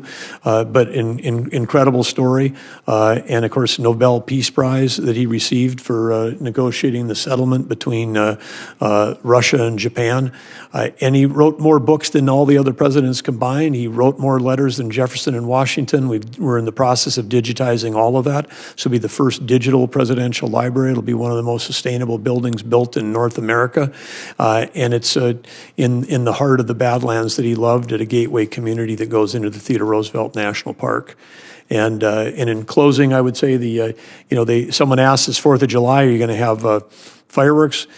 Per tradition, when you open a presidential library, all living presidents are invited. So we may, if they all show up, we may not need to have additional fireworks. But it'll be a great, because there's a lot of what we know about Theodore Roosevelt that still lives on today. And think about the discussions we're having. The Panama Canal wouldn't have happened without him, and how important that was for our country during World War II, and how important it is for our future going forward. So. And water, of course, in Arizona, he was, some of the original water systems in Arizona were dedicated and created by Theodore Roosevelt. One of the first wildlife refuges that he made in the country was in North Dakota at Stump Lake. He sent us on a way to build out the national park system as we know it right now. So it's with a bit of serendipity and a great amount of excitement that as Secretary of Interior, I'll look forward to being at that opening along with all of you. This committee's all officially invited as of right now. It would be great to have you all there. And with that, again, thank you, Senators, and especially thank you, Senator Hoeven and Cramer, for your folks, your support, your friendship, and your mentorship for all these years. Thank you, Governor. It's been a great hearing, and I appreciate the participation of all the members, staff, members of the committee, and especially our Capitol Police Force keeping us safe today. I'm sure that given all the time he spent in North Dakota, Theodore Roosevelt learned correctly to pronounce the name of the animal that is called the bison. It is. It does have a Z. I agree with. It's got a Z. B-I-Z. It's a Z that, well, it's not a silent Z. It's just an invisible one. With all that, Mr. Chairman, do you know what the Lady Buffalo said to her little boy as he was going off to school? Oh no, I don't. What did he say? Bye, son. That's it. I would also mention that Teddy Roosevelt coined. I love it. I just love it. Going to open up a whole new debate. He coined the term malefactors of great wealth. I'll just leave it at that. Hoeven's going to be telling that one for weeks. The record will stand open until 6 p.m. today for questions for the record. We stand adjourned.